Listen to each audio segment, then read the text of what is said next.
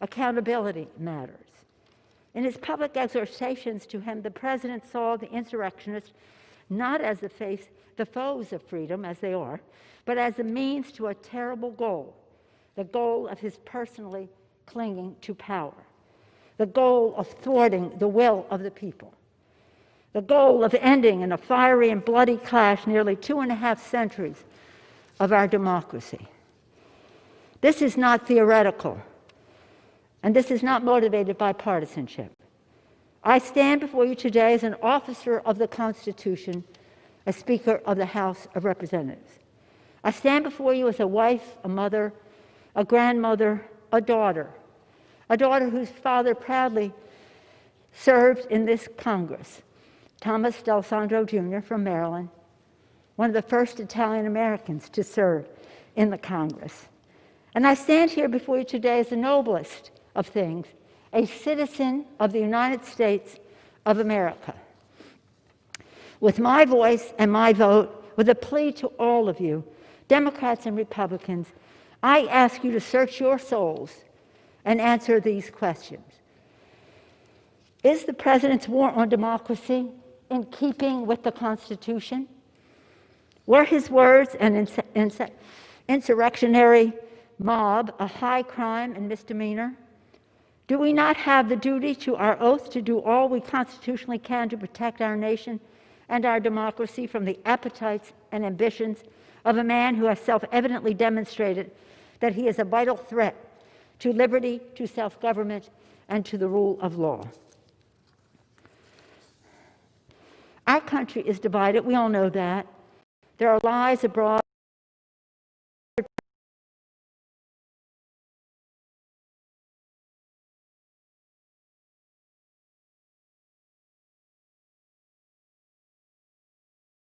And truth. To stand up for the Constitution, to stand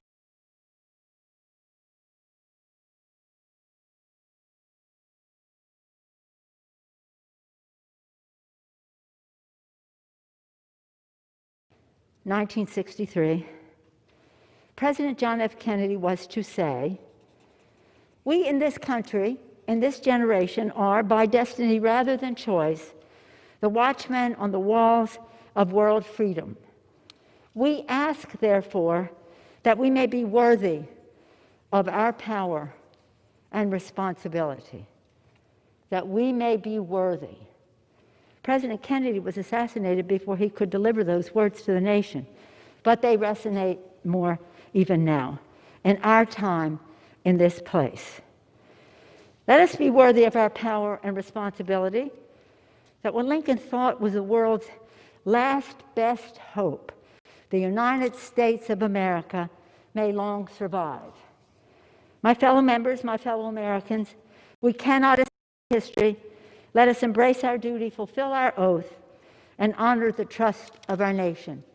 And we pray that God will continue to bless America. I thank you, Madam Speaker, and yield back. The gentleman from New York? Reserves? Reserve. The gentleman from Ohio is recognized. Madam Speaker, I yield myself such time as I may consume. The gentleman's recognized. Thank you, Madam Speaker. 19 minutes. 19 minutes. 4 years ago on Inauguration Day, January 20th, 2017, 19 minutes into President Trump's administration, at 12:19 p.m., the Washington Post headline was, "Campaign to impeach President Trump has begun." And now, with just 1 week left, they're still trying. In 7 days, there will be a peaceful transfer of power, just like there has been every other time in our country. But Democrats are going to impeach President Trump again. This doesn't unite the country. There's no way this helps the nation deal with the tragic and terrible events of last week that we all condemn. And Republicans have been consistent. We've condemned all the violence all the time. We condemned it last summer. We condemned it last week. We should be focused on bringing the nation together. Instead, Democrats are going to impeach the president for a second time 1 week before he leaves office. Why? Why? Politics and the fact that they want to cancel the president. The president who cut taxes, the president who reduced regulations, the president prior to COVID had the greatest economy, lowest unemployment in 50 years, the president who got us out of the Iran deal, put the embassy in Jerusalem, brought hostages home from North Korea, put 3 great justices on the Supreme Court, gave us a new NAFTA agreement, the Abraham Accords, the COVID vaccine, and who built the wall. It's about politics. This is about getting the President of the United States. They spied on his campaign before he was elected. 19 minutes into his presidency, they started the impeachment push. 3-year Mueller investigation, 19 lawyers, 40 agents, 500 witnesses, 2,500 subpoenas, $40 million to find nothing. Impeachment round 1 based on an anonymous whistleblower with no firsthand knowledge who was biased against the president and who worked for Joe Biden. And now it's impeachment round 2. It's always been about getting the president no matter what. It's an obsession that is now broadened. It's not just about impeachment anymore, it's about canceling, as I've said. Canceling the president and anyone that disagrees with them. The Ayatollah can tweet, the president can't. Democrats can object on January 6, 2017, but Republicans aren't allowed to object on January 6, 2021. Democrats say Antifa is a myth. Republicans condemn all violence all the time. The double standard has to stop. And frankly, the attack on the First Amendment has to stop. And stop and think about it. Do you have a functioning First Amendment when the can't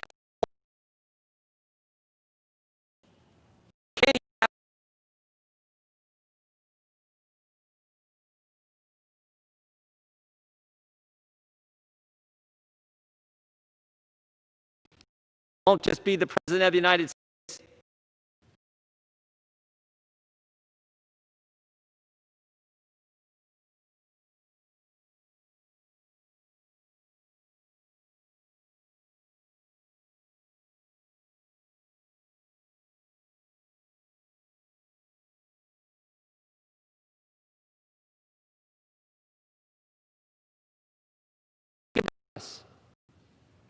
Think about this. In 1903, in Kitty Hawk, North Carolina, to this thing they called a plane 100 feet. Barely got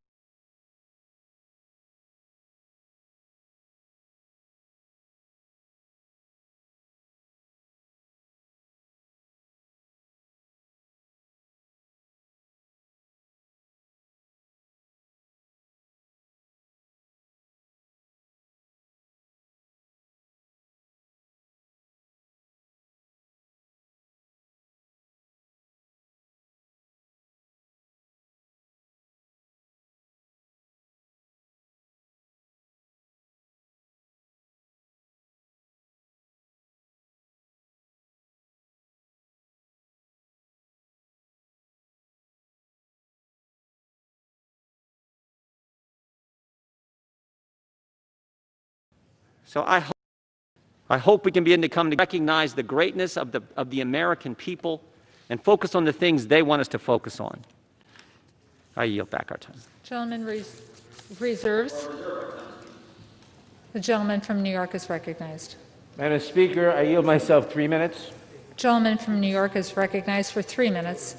Madam Speaker, we all saw it coming. Months in advance, President Trump was baselessly and deliberately whipping his supporters into a frenzy. Weeks before the riot, he used his bully pulpit to spread lies about the election. He told his supporters that the results were fraudulent.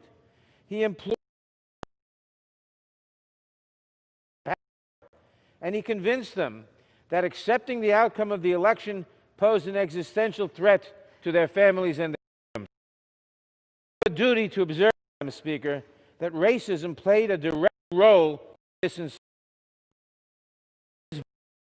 Is always at its most fevered pitch when he is talking about the civil rights and civic.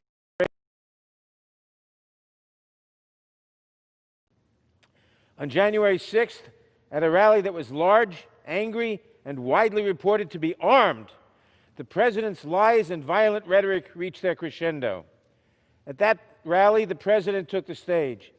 After reiterating the falsehood that we won this election, and we won it by a landslide, he told the crowd that if you don't fight like hell, you're not going to have a country anymore.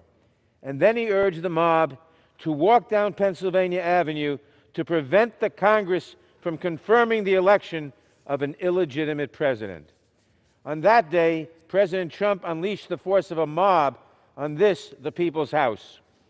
He encouraged that attack with the explicit intent to disrupt the joint session of Congress, an attack that threatened the safety of the Vice President, the Speaker of the House, and the President pro tem of the Senate, the next three officers in the line of succession. And look at what that violence has wrought. At least 6 dead, offices ransacked, the sanctity of our Capitol breached for the first time in 2 centuries. Our hallways littered with broken glass, the battle flags of a long-dead Confederacy, and the debris we have come to associate with the Trump campaign. Madam Speaker, of our government, we will bring the rioters to justice. Their accomplices in this House will be held responsible. But today, we must focus on the gravest threat first. President Trump, who incited this riot and who remains a grave danger to the nation. As we warned the Senate when we tried him for his first impeachment, President Trump has made clear in word and deed that he will persist in such conduct if he is not removed from power. He poses a continuing threat to our nation, to the integrity of our elections, and to our democratic order. He must not remain in power one moment longer. Not one moment longer. The danger is too great. We must impeach. I reserve the balance of my time. The gentleman reserves the balance of his time. The gentleman from Ohio is recognized. Thank you, Madam Speaker. I would yield 2 minutes to the gentleman from California, Mr. McClellan. The gentleman from California is recognized for 2 minutes. The gentleman from California is recognized for 2 minutes. We'll go 4 minutes. Excuse me. I didn't realize that. The gentleman from Ohio, in control of the time on that side of the aisle, wishes to yield 4 minutes to the gentleman from California. Correct? Yes. The gentleman from California is recognized for 4 minutes. Thank you, Madam Speaker. You know, I didn't like the President's speech on January 6th either. I thought he was wrong to assert that the Vice President in Congress can pick and choose which electoral votes to count. He was wrong to set such a confrontational tone in a politically tense situation. But what did he actually say? His exact words were, quote, "I know that everyone here will soon be marching over to the Capitol building to peacefully and patriotically make your voices heard," unquote. That's impeachable? That's called freedom of speech. Now, he also threatened to oppose candidates in future elections. And by the way, that was directed at Republicans like me, hold the constitutional process and protect the Electoral College. Well, so what? That's called we who gave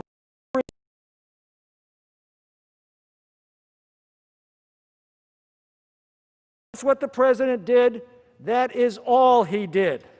He specifically told the crowd to protest peacefully and patriotically, and the vast majority of them did.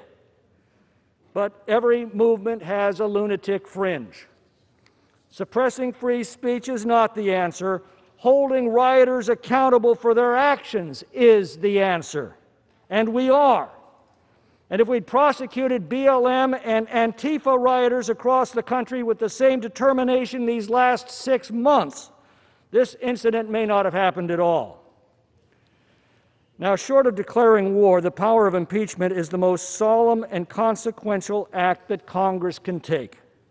To use it in this manner, in the heat of the moment, with no hearings, no due process, many members phoning in their votes after a hastily called debate, exactly 1 week before a new president is to take office, trivializes this power to the point of caricature.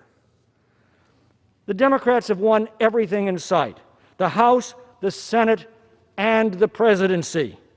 In a republic, that calls for magnanimity by the victors. Only in a banana republic does it call for vengeance. Benjamin Franklin warned us that passion governs, and she never governs wisely. In our passions this week, we've set some dangerous new precedents that will haunt us for years to come. Yesterday, We redefined intemperate speech as a physical incapacity requiring removal from office.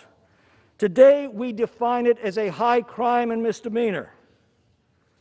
Well, the moment any member of this body gives an impassioned speech and the lunatic fringe of their movement takes license from it, be prepared to answer to this new precedent that we established today. Now, I could cite plenty of provocative speeches made by Democrats that directly preceded violence this summer, but we've already had enough of that. You know, after 600,000 Americans had perished in the Civil War, Abraham Lincoln appealed to the better angels of our life. He said, with malice toward none, with charity for all, let us bind up the nation's wounds. Those words were so important to the unity of our nation, they're inscribed in marble at the Lincoln Memorial. I cannot think of a more petty, vindictive, and gratuitous act than to impeach an already defeated president a week before he is to leave office. President-elect Biden's promise to heal the nation becomes a hollow mockery in the harsh reality of this unconstitutional act. God help our country. The gentleman's time has expired. Good job, Tommy. The gentleman from Ohio reserves. The gentleman from New York is recognized. And now yield 1 minute to the gentlelady from California, Ms. Lofgren. The gentlewoman from California is recognized for 1 minute. Madam Speaker, I'm the only member of Congress who's been involved in all three of the last presidential impeachments. Those were long proceedings. Today, we don't need a long investigation to know the president incited right-wing terrorists to attack the Congress to try to overturn constitutional government. The actions were in public, plain as day. His actions are the most serious offense against our Constitution and our country. They are impeachable acts. The founders devised the impeachment clause to protect against a president who would threaten constitutional order. If we don't act now, the impeachment clause would essentially be meaningless. Faced with these facts, if we don't impeach to protect our country, we will fail our own oath to protect and defend the Constitution of the United States against all enemies, foreign and, yes, domestic. We have no choice. We must impeach. Time has expired. God bless America. Gentleman from New York reserves. I reserve. The gentleman from Ohio is recognized. Thank you, Madam Speaker. I yield 2 minutes to the gentleman from Arizona, Mr. Biggs. The gentleman from Arizona is recognized for 2 minutes. It is with wariness and a certain unhealthy, morbid curiosity that I watched the beast attempt to devour President Donald J. Trump again. The craving to crush President Trump has never been satisfied, not through investigations, not through false allegations, and not even through an impeachment that was wholly without merit. And the timing of this impeachment makes little sense. Your candidate will take office in a few hours, and President Trump will relinquish the levers of power to President-elect Biden. But your craving was never a Biden victory, nor was it even a Trump defeat. You believe that your hunger will be finally satiated by impeaching this president without completion of his full term of office. You don't merely seek victory, but you seek obliteration of your nemesis. The thirst for Trump's destruction will not be slaked, however, even if you're successful today and were the Senate to convict President Trump. Yours will be a Pyrrhic victory, for instead of stopping the Trump train, his movement will grow stronger, for you will have made him a martyr. Surely you are aware of this, and that is why your allies in the media seek to censor conservative voices. Your chums that sit on the boards of corporate America, yes, the same companies that the left vilifies, promise to starve Republicans from receiving their PAC donations. But I bet that the groundswell of support for President Trump and his policies will not go away. You see, the movement he started is based on building an incredibly robust economy on a foundation of lower taxes and fewer regulations that has the wonderful effect of putting more people to work than ever. It is built upon a strong military that is extricated from endless wars. It provides border security, America First trade agreements, Mideast peace and stability. Those are the things the American people want. Your four-year appetite will be temporarily assuaged, while you will no doubt continue to chase after leaders of this movement, but your appetite will be unfulfilled. I urge you, please do not, and I'm mixing metaphors here, attempt to douse the remaining burning embers of this movement with gasoline. No one wants that. I urge you, please, to reconsider the reckless action in which you engaged today. The gentleman's time has I yield. expired. The gentleman from Ohio reserves. The gentleman from New York is recognized. Madam Speaker, I now yield 1 minute to the gentleman from California, Mr. Schiff. The gentleman from California is recognized for 1 minute. 1 week ago, the President incited an insurrection against Congress to prevent the peaceful transition of power. It was the most dangerous moment for our democracy in a century. Today, we invoke the remedy the founders provided for just such a lawless president, impeachment. More important, today we begin the long road to restoration. America has been through a civil war, world wars, a Great Depression, pandemics, McCarthyism, and now a Trumpist and white nationalist insurrection. And yet our democracy endures. It endures because at every juncture, every pivotal moment, when evil threatened to overtake good, patriotic Americans step forward to say enough. This is one of those moments. To preserve this sacred place, this citadel of democracy for ourselves and for posterity, let us say enough. Enough. I yield back. Gentleman yields back. The gentleman from New York reserves. The gentleman from Ohio is recognized. Thank you, Madam Speaker. I yield 2 minutes to the gentleman from Texas, Mr. Gomer. The gentleman from Texas is recognized for 2 minutes. Here's a quote. I just don't even know why there aren't more uprisings all over the country, and maybe there will be. Or, sadly, the domestic enemies of our voting system and honoring our Constitution are right at 1600 Pennsylvania Avenue with their allies in Congress of the United States. We were called enemies of the state. Those are all quotes from our speaker. Now, on our side, we didn't take those to be impeachable because we didn't believe she surely meant that. But by the Democrats taking this action, you're telling me, no, when we say those, we actually mean to incite violence. That's what this action is saying. Look, I just looked on the History Channel. It says these words: if the Judiciary Committee, talking about impeachment, finds sufficient grounds, its members write and pass articles of impeachment, which then go to the full House for a vote. Half of all the impeachments ever conducted, ever voted for, occurred under this speaker. You're setting a precedent that says very clearly, because this impeachment isn't going to work, but it is setting the precedent.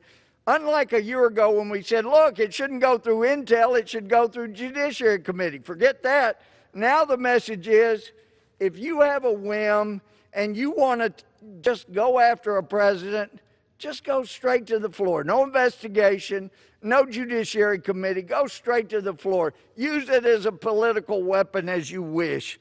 This is so dangerous, what you're doing. Forgetting all the precedents. Yes, we can argue back and forth, but you're using this as a weapon, and you're destroying this little experiment in self-government in a year's time. The gentleman's time has expired. It needs to stop. I yield back. The gentleman from Ohio reserves. The gentleman from New York is recognized. Madam Speaker, I now yield 1 minute to the distinguished gentlelady from Massachusetts, Ms. Clark. The gentlewoman from Massachusetts is recognized for 1 minute. Suffragist and abolitionist Lucy Stone stated, "If we speak the truth fearlessly, we shall add to our number those who will turn the scale to the side of equal and full justice in all things." The truth is, President Trump incited a violent attack against the United States government. The truth is, President Trump spent his presidency inflaming hate, white supremacy, anti-Semitism, and violence. The truth is, he was enabled by all those who perpetuated the lie that the most secure election in our nation's history was stolen. The truth is that these seditious actions left 5 dead, our Capitol besieged, our security threatened, and our democracy hanging in the balance. And the truth is, a vote to impeach is our resounding declaration that the government of the people, by the people, for the people, gentlewoman's shall time has not expired. perish from the The earth. gentleman from New York wishes to reserve. Reserve. The gentleman from Ohio is recognized. Thank you, Madam Speaker. I yield 1 minute to the gentleman from California, Mr. Rice. The gentleman from California is recognized for 1 minute. Thank you, Madam Speaker.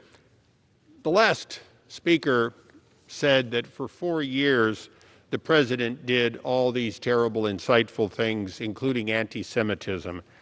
I take exception with that, but I think it's important that we embrace one thing that was said. Yes, the president has been consistent for the last 4 years. During his campaign, I even, representing another candidate, said that the president had political Tourette's. He said what was on his mind without a filter. I don't think that's being debated here today. We all know that's true. What's being debated is whether, with 167 hours left until he leaves office, is he a clear and present danger?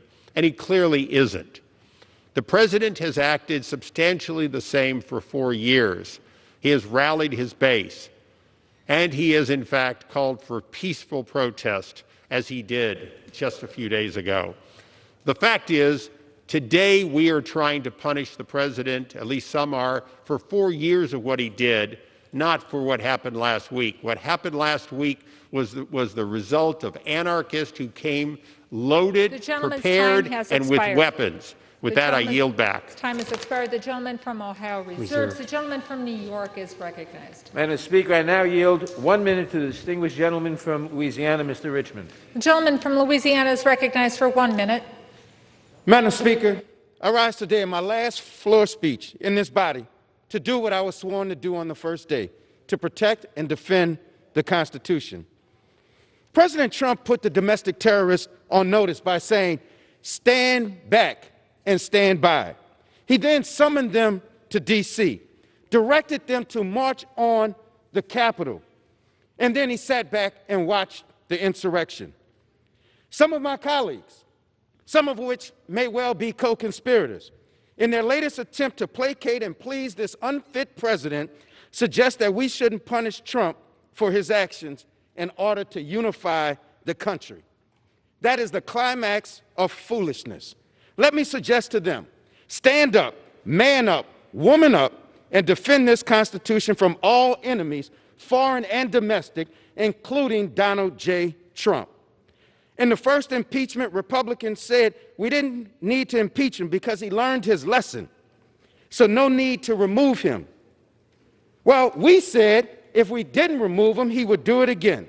Gentleman's time has expired. Simply put, we told you so. The gentleman's time has expired. Richmond out. I reserve. Gentleman from New York reserves. The gentleman from Ohio is recognized. I yield 2 minutes to the gentlelady from Arizona, Ms. Lesko. The gentlewoman from Arizona is recognized for 2 minutes. Thank you, Madam Speaker. I rise in opposition to the resolution. At a time when our country needs unity, it is concerning that my Democratic colleagues have chosen to begin impeachment proceedings against a president with just 7 days left in office. All legal challenges have been exhausted. Congress has certified electors over objections, and Joe Biden will be the next president of the United States. President Trump has indicated he will peacefully transfer power to President-elect Biden next week. So why pursue impeachment just 1 week before he leaves office? I've heard my colleagues on the other side of the aisle say they have to impeach the president because he is too dangerous to stay in power. Yet they know that it is impossible for the Senate to remove him before his term expires. So what is the point? This move sets a dangerous precedent for our nation. If Congress is going to impeach a president, it must not only be done after intense debate and deliberation, not rushed through in the 11th hour to make a political point. This impeachment attempt is dangerous for our country and has far-reaching implications for our future. And with that, Madam Speaker, I yield back. The gentlewoman yields back. The gentleman from Ohio reserves. The gentleman from New York is recognized. Madam Speaker, I now yield 1 minute to the distinguished gentleman from New York, Mr. Jeffries. The gentleman from New York is recognized for 1 minute. Madam Speaker, I did not come to Congress to impeach Donald Trump, but the constitutional crimes by an out-of-control president inspired by his hatred and the big lie that he told cannot be ignored. Donald Trump is a living, breathing, impeachable offense. It is what it is. The violent attack on the U.S. Capitol was an act of insurrection incited by Donald Trump. He is a clear and present danger to the health, safety, and well-being of the American people, and that is why this impeachment is necessary on the House floor for a second time with a bipartisan majority. Violence will not win. Insurrection will not win. Sedition will not win. Terror will not win. Lawlessness will not win. Mob rule will not win. Not today, not tomorrow, not ever. Democracy will prevail. The gentleman's time has expired. The gentleman from New York reserves. The gentleman from Ohio is recognized. Madam Speaker, we reserve. Gentleman reserves. Gentleman from New York. Madam Speaker, I now yield 1 minute to the distinguished gentleman from California, Mr. Aguilar. The gentleman from California is recognized for 1 minute.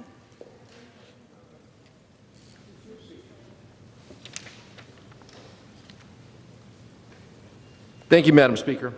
On January 3rd, we stood here on this floor and swore an oath to defend our Constitution against enemies, foreign and domestic.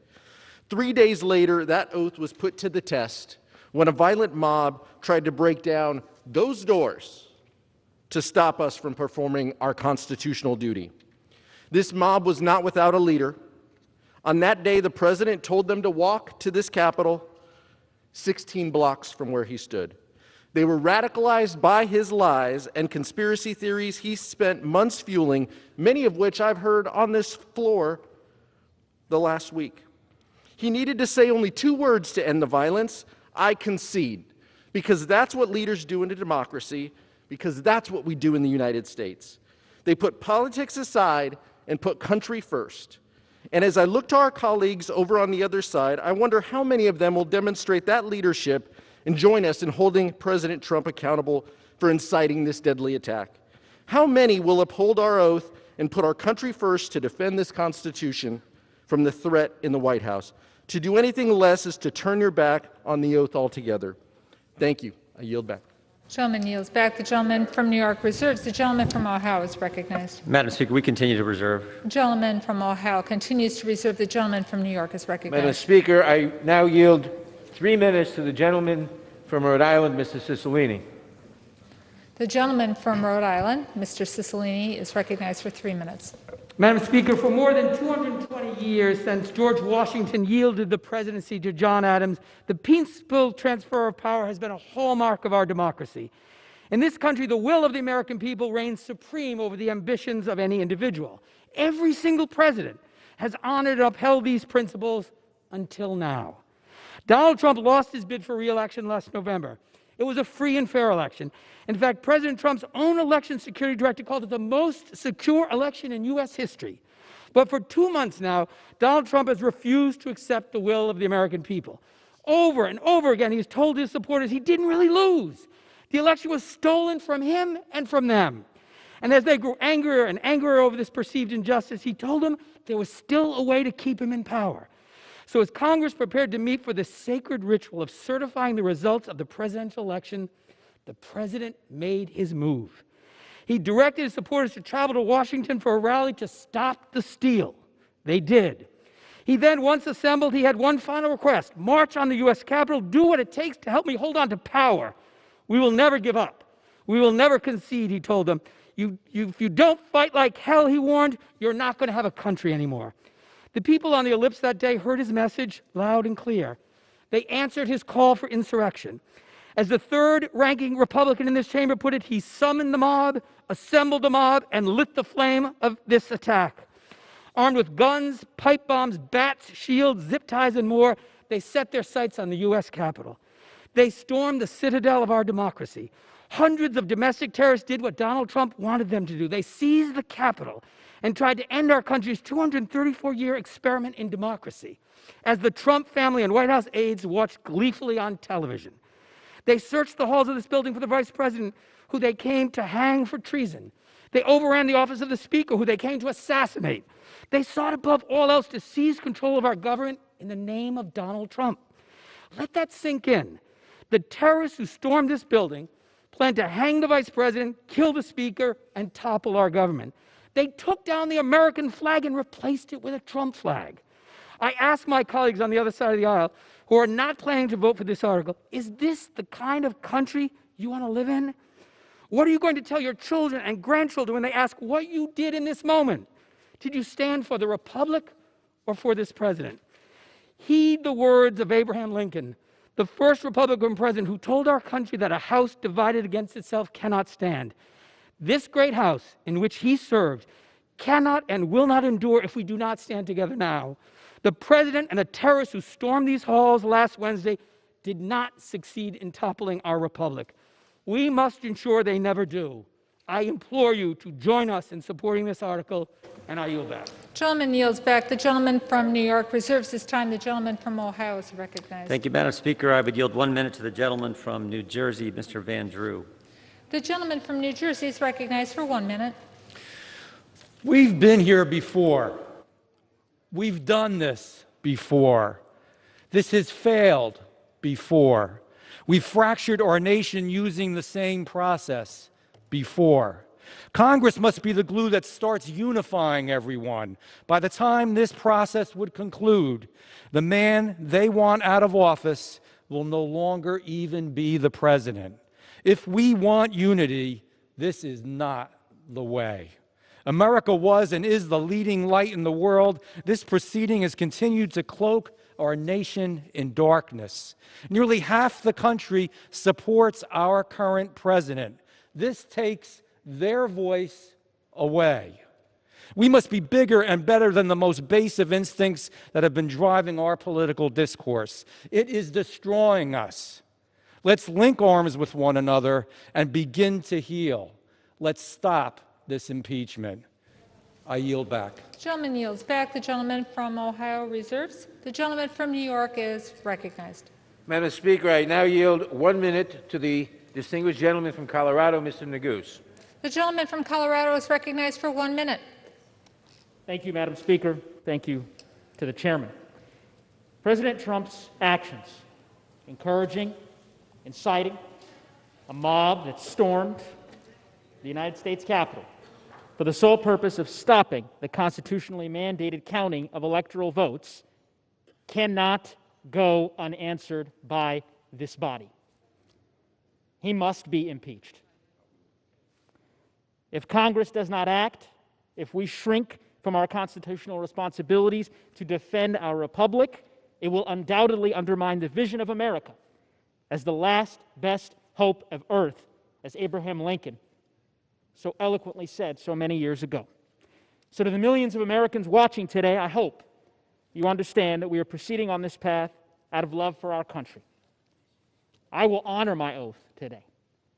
I will vote for impeachment. And I pray that my colleagues will muster the courage to do the same. And with that, I yield back. The gentleman yields back. The gentleman from New York reserves. The gentleman from Ohio is recognized. Madam Speaker, we reserve. Gentleman from Ohio reserves. Gentleman from New York. Madam Speaker, I now yield 2 minutes to the distinguished gentleman from South Carolina, Mr. Clyburn. The gentleman from South Carolina is recognized for 2 minutes. Thank you, Madam Speaker, and I thank the gentleman for yielding me the time. Madam Speaker, I rise in support of the article of impeachment. Last Wednesday, we gathered to follow the Constitution's simple instruction to count the electoral votes that have been tallied by the states and submitted to us. This president refused to accept those results. Instead, he sought to overturn them by inciting a violent insurrection. But we were not deterred from doing our constitutional duty. Today, we must do our constitutional duty once again. While the president failed in his attempt to upend our democracy last Wednesday's events, make clear that if we do not hold him accountable and remove him from power, a future attempt could very well be successful. The survival of our democracy depends on defeated candidates accepting their defeats, as has been the case in every presidential election since 1864. Our January 6th joint session is a vital part of the transfer of power, not the contest for power. Vice President Gore understood this, accepting and certifying the 2000 election result in which he was defeated. Vice President Biden understood this, accepted and certifying this president's victory in the 2016 election. This president's refusal to participate in the peaceful transfer of power and his role in the inciting of the last week's violence pose an existential threat to our constitutional democracy. This threat must be extinguished immediately. This president must be impeached and convicted, and he must be prevented from ever attempting to seize power again. With that, I'll yield back. Gentleman yields back. The gentleman from New York reserves. The gentleman from Ohio is recognized. Thank you, Madam Speaker. I yield 2 minutes to the gentleman from Colorado, Mr. Buck. The gentleman from Colorado is recognized for 2 minutes. I thank the gentleman for yielding time. Madam Speaker, I've heard that President Trump radicalized the group the rioters who stormed this Capitol, and I would say that we need to look no further than ourselves to find out what happened and to look at history. Americans were frustrated when they learned that the FBI was investigating the Trump campaign. They were frustrated to learn that the Obama administration and the DNC had created this false campaign against the Trump administration. They were frustrated, Madam Speaker, when the inauguration of the president was boycotted by over 40 Democrat members of this House. They were frustrated to read in the Washington Post the day after the inauguration, "Let the impeachment begin." They were frustrated when members of this House spoke over and over about impeaching the president days into his administration. And then the socialists in Hollywood joined their allies in Congress. Robert De Niro said that he wanted to punch the president in the face. Madonna thought about blowing up the White House. Kathy Lee Griffin held up a likeness of the president's beheaded head, and nothing was said by my colleagues at that point in time. In fact, one Democrat colleague said that Trump supporters should be harassed wherever they are, in restaurants, on the street, in supermarkets. During this time, the president was under investigation by a special counsel who found no collusion, no conspiracy with Russia. The president's supporters were harassed. Ajit Pai, the head of the FCC, was called a dirty, sneaky Indian. His children were harassed in school. The press secretary, the press secretary, Sarah Sanders, was kicked out of a restaurant for being a Trump employee. The DHS secretary, Kirsten Nelson, harassed at her home. Trump donors were publicly... Gentleman's time has expired. I'm sorry you couldn't hear me. The mic wasn't on. The gentleman from Ohio reserves. Good job, Tim.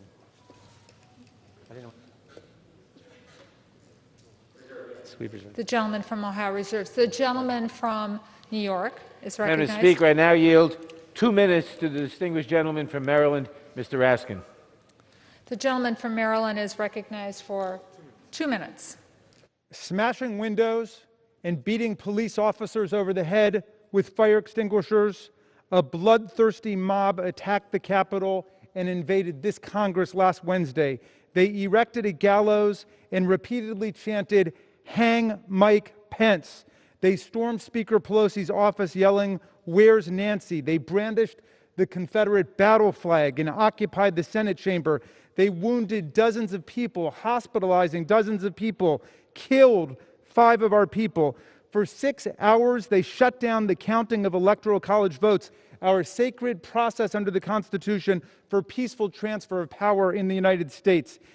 They may have been hunting for Pence and Pelosi to stage their coup, but every one of us in this room right now could have died. As Senator Lindsey Graham said, the mob could have blown the building up. They could have killed us all. And now the far right is calling for return engagement from January 17th to January 20th. They're asking the president to pardon the conspirators in last week's rampage as they prepare for a race war again next week. And it's a bit much to be hearing that these people would not be trying to destroy our government and kill us if we just weren't so mean to them. Well, despite the floor leader's desperate effort to polarize this body and this nation along party lines, it is the chair of the Republican conference who best articulated what happened in a statement yesterday, and I recommend every American read this. Liz Cheney of Wyoming, the elected chair of the Republican conference, wrote, "The president summoned this mob, assembled this mob, and lit the flame of this attack. Everything that followed was his doing. None of this would have happened without the president. The president could have immediately and forcefully intervened to stop the violence. He did not. There has never been a greater betrayal by a president of the United States of his office." Request 10 seconds. Gentleman from New York. I yield an additional 10 seconds. An additional 10 seconds to the gentleman from Maryland. Cheney says there's never been a greater betrayal by a president of the United States of his office and his oath to the Constitution. Read Ms. Cheney's statement. Let's come together and impeach the president for this high crime against the republic. We don't have a minute to spare. He is a clear and present danger to the people. The gentleman from New York reserves. The gentleman from Ohio is recognized. Madam Speaker, I yield 2 minutes to the gentleman from Florida, Mr. Gates. The gentleman from Florida is recognized for 2 minutes. It seems to me that impeachment is an itch that doesn't go away with just one scratch. It also seems that President Trump may be most likely to be impeached when he is correct. Before the last presidential impeachment, President Trump rightly pointed out the improper activities of the Biden crime family, and subsequently he's been proven right. And don't think for a moment, Madam Speaker, that we're going to drop that or stop our pursuit for the truth. Before that, we had the Russia hoax, where you had the president rightly making claims that Hillary Clinton and the DNC were colluding with Russians to disorient our democracy. How right he turned out to be. And then we have the 2020 presidential election, where the president correctly pointed out unconstitutional behavior, voting irregularities, concerns over tabulations, dead people voting, and now impeachment again. When they go low, we kick them. Eric Holder, former Attorney General under Barack Obama, breaching the Capitol was as low can be. We all denounce it. But who is it that they're kicking?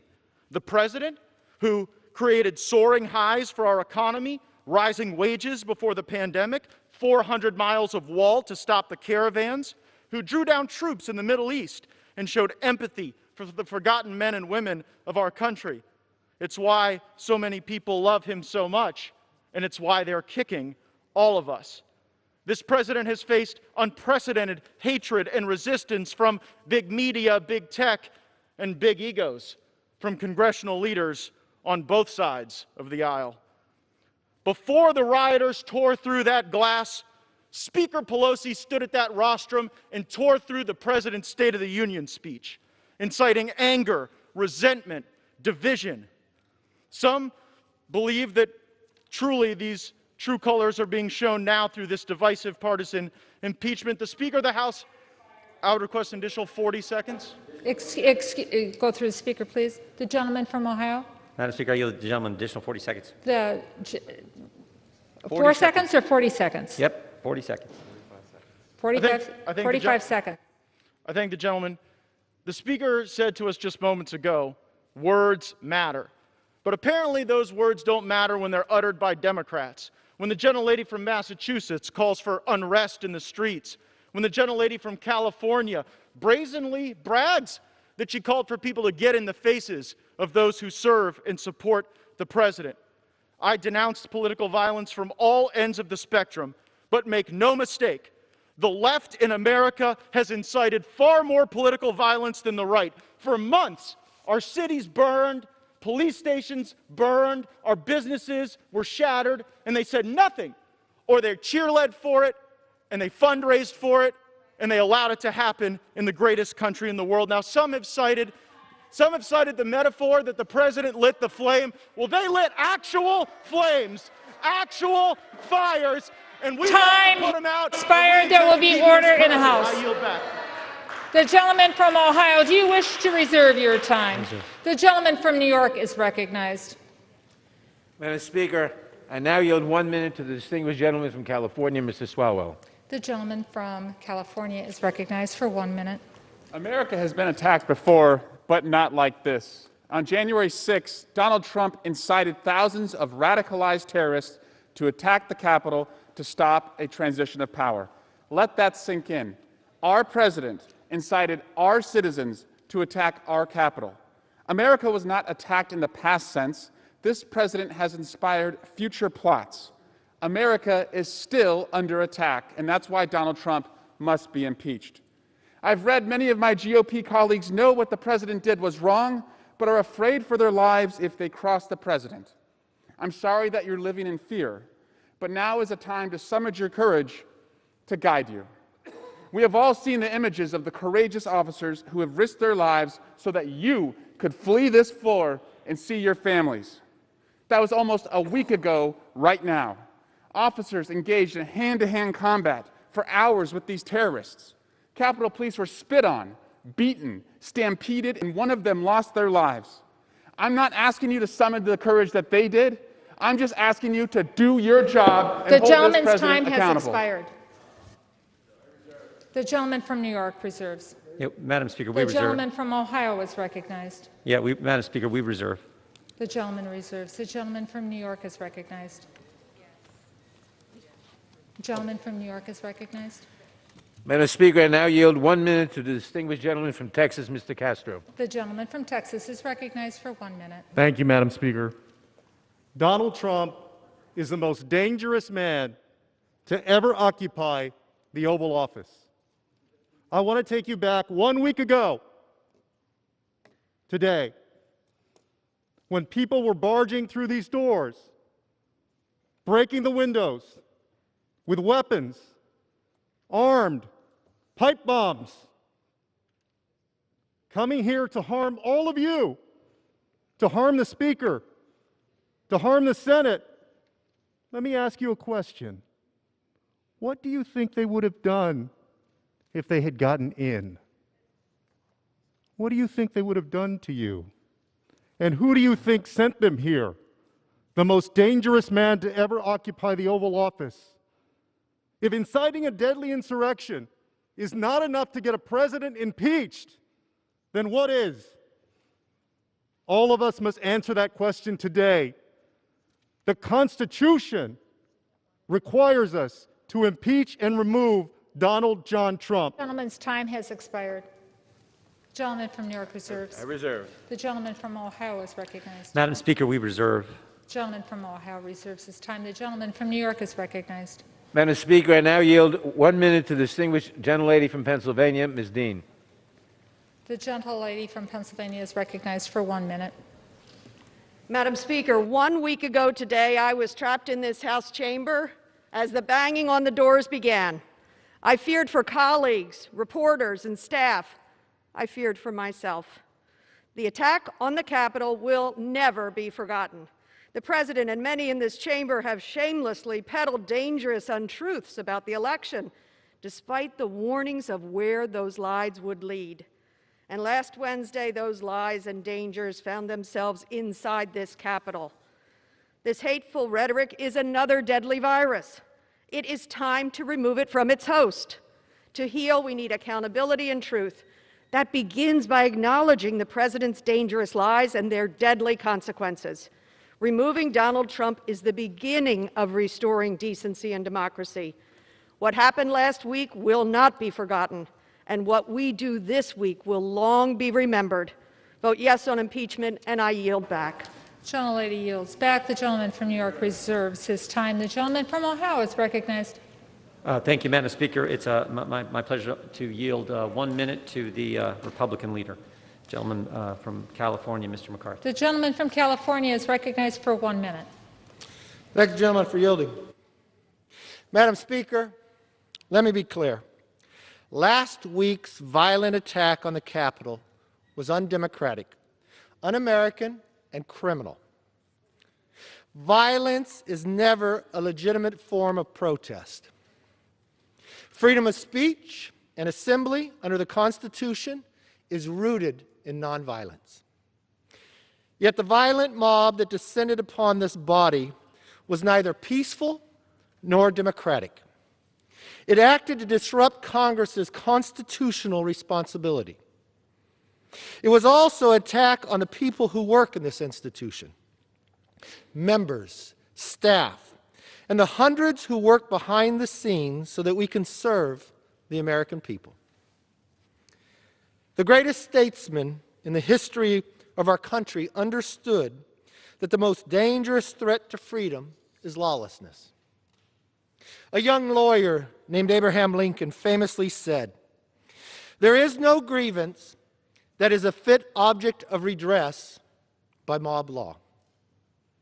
Yet for several hours last week, mob law tried to interfere with constitutional law.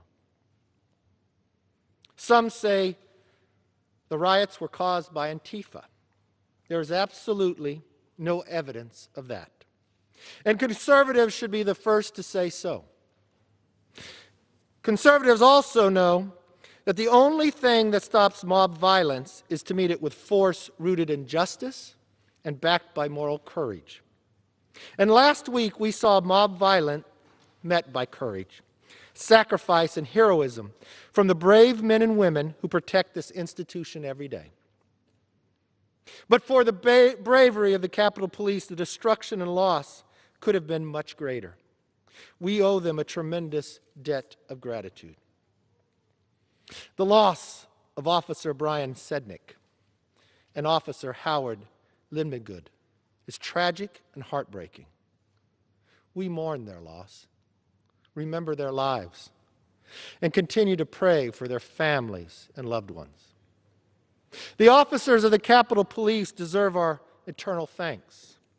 We will never forget the dangers they faced, the determination they showed, or the sacrifices they made.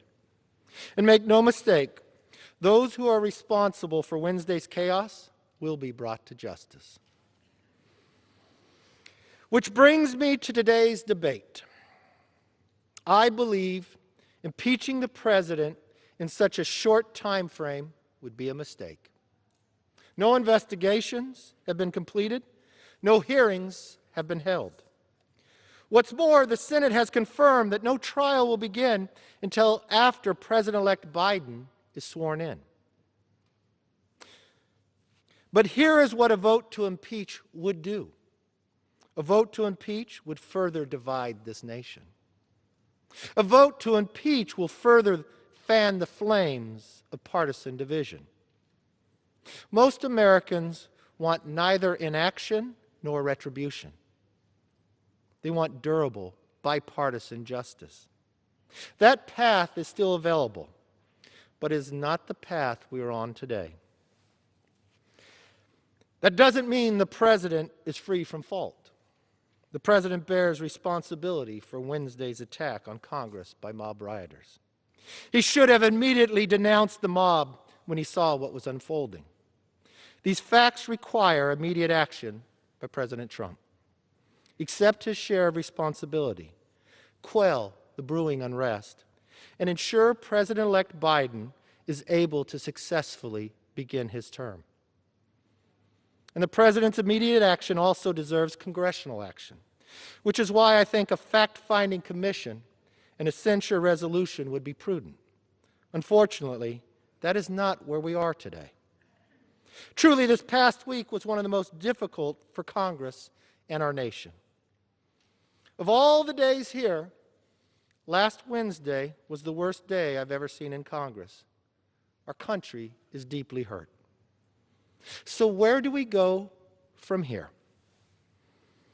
After all the violence and chaos of the last week, is it important to remember that we're still here to deliver a better future for all Americans.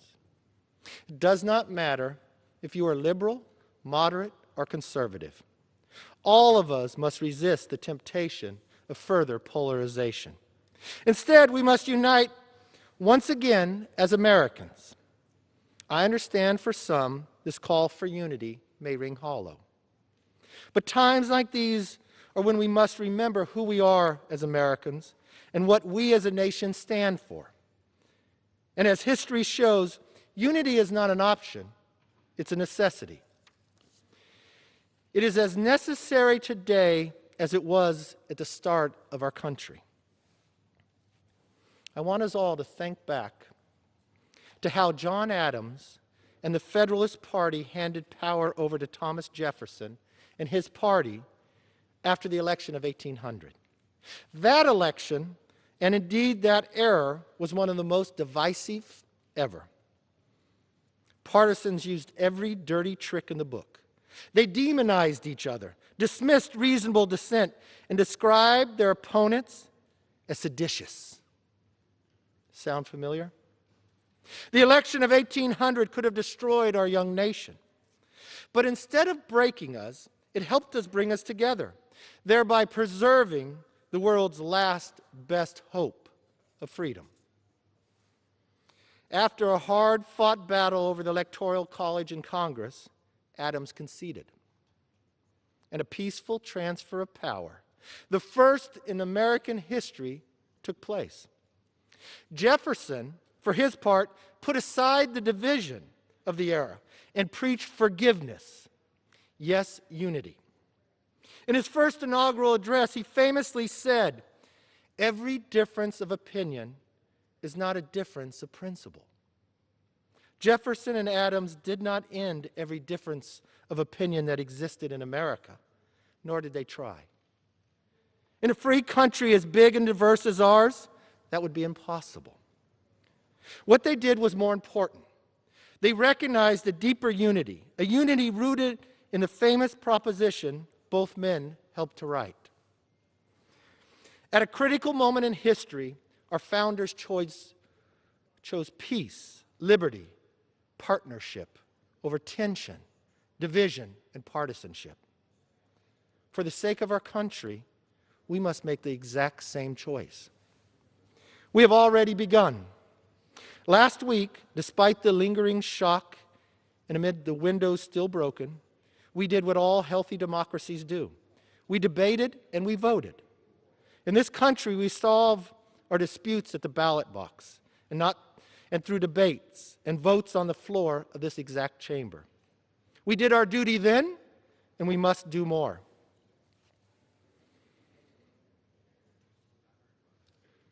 The eyes of the nation and the world are upon us. We must seize this opportunity and heal and grow stronger. As leaders, our place in history depends on whether we call on our better angels and refocus our efforts to work directly for the American people. United, we can deliver peace, strength, and prosperity our country desperately needs. Divided, we will fail. What we saw last week was not the American way. Neither is the continued rhetoric that Joe Biden is not the legitimate president. Let's be clear. Joe Biden will be sworn in as President of the United States in 1 week because he won the election. And the presidency and this Congress will face immediate challenges that must be addressed. I stand ready to assist in that effort with good faith, goodwill, and an open hand. The United States remains exceptional. We remain extraordinary. In the coming weeks and months, we must work together, all of us, to recharge the light of our shining city on the hill. History has shown us a way. History has given us a path. Just as Adams and Jefferson has shown, now is the moment that we should do the exact same. In these trying times, may God continue to bless America. And let's chart a course that history will repeat but not what's happening today. I yield back. The gentleman yields back. The gentleman from Ohio continues to reserve. The gentleman from New York is recognized. Madam Speaker, I now yield 1 minute to the distinguished gentlelady from Colorado, Ms. DeGette. The gentlewoman from Colorado is recognized for 1 minute. Thank you, Madam Speaker. Madam Speaker, just over a year ago, I stood right there where you're standing today as we took the solemn step of impeaching the President of the United States for pressuring a foreign leader to take unlawful actions to help him in his reelection. And now, just 1 week ago, almost to the hour, I laid right there on the floor of the gallery above us. I heard gunshots in the Speaker's lobby. I heard the mob pounding on the door. And what they were trying to do, they were all an angry mob incited by the President, trying to stop certification of a legitimate election. It's clear the President learned nothing in the last year. Yesterday, the President said again he did nothing wrong. This man is dangerous. He has defied the Constitution. He's incited sedition, and he must be removed. We all took a pledge on January 3rd to uphold the Constitution. We must honor that oath. We must vote yes on this article of impeachment. I yield back. Expired. The gentlewoman yields back. The gentleman from New York reserves. The gentleman from Ohio is recognized. Thank you, Madam Speaker. I would yield 1 minute to the gentlelady from Colorado. The gentlewoman from Colorado is recognized for 1 minute. Glory to God. Madam Speaker, I rise today to oppose this impeachment and denounce the recent violence on the Capitol, just as I oppose the previous impeachment and the violence we've all witnessed all summer long across our great country. Make no mistake here, the hypocrisy of the left is on full display. Quote, go to the Hill, get in the face of some Congress people. We've got to fight in Congress, fight in the courts, fight in the streets. Take him behind the gym and beat the hell out of him. Go and take Trump out tonight. Sound familiar? What about the gentlewoman from New York who defended the looting by saying looters just wanted loaves of bread? Well, the last I checked, Best Buy and Teslas and stores of the like do not produce baked goods. Where's the accountability for the left after encouraging and normalizing violence? Rather than actually helping American people in this time, we start impeachments that further divide our country. I call bullcrap when I hear the Democrats demanding unity. Sadly, they are only unified in hate. Expired. Thank you. I yield.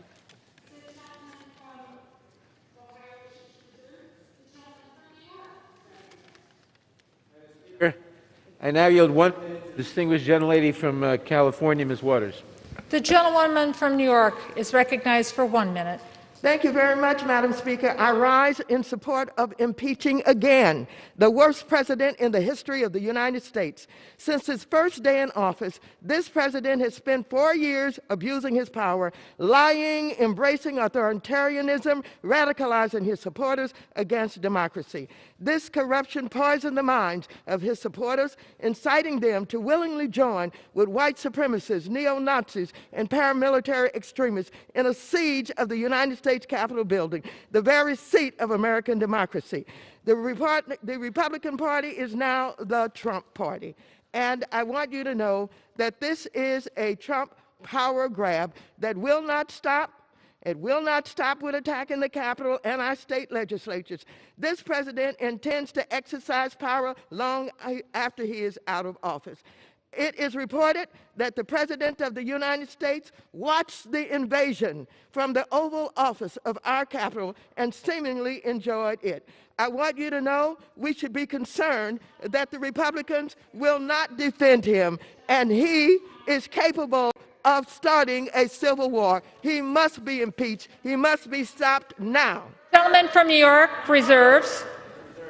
The gentleman from Ohio is recognized. Thank you, Madam Speaker. I would yield 1 minute to the gentleman from Washington, Mr. Newhouse. Thank you, Mr. Jordan. The gentleman from Washington is recognized for a minute. Thank you, Mr. Jordan. Madam Speaker, this is a sad day in our republic, but not as sad or disheartening as the violence we witnessed in the Capitol last Wednesday. We are all responsible. My colleagues are responsible for not condemning rioters this past year, like those who barricaded the doors of the Seattle Police Department and attempted to murder the officers inside. Others, including myself, are responsible for not speaking out sooner, before the president misinformed and inflamed a violent mob who tore down the American flag and brutally beat Capitol Police officers. Madam Speaker, we must all do better.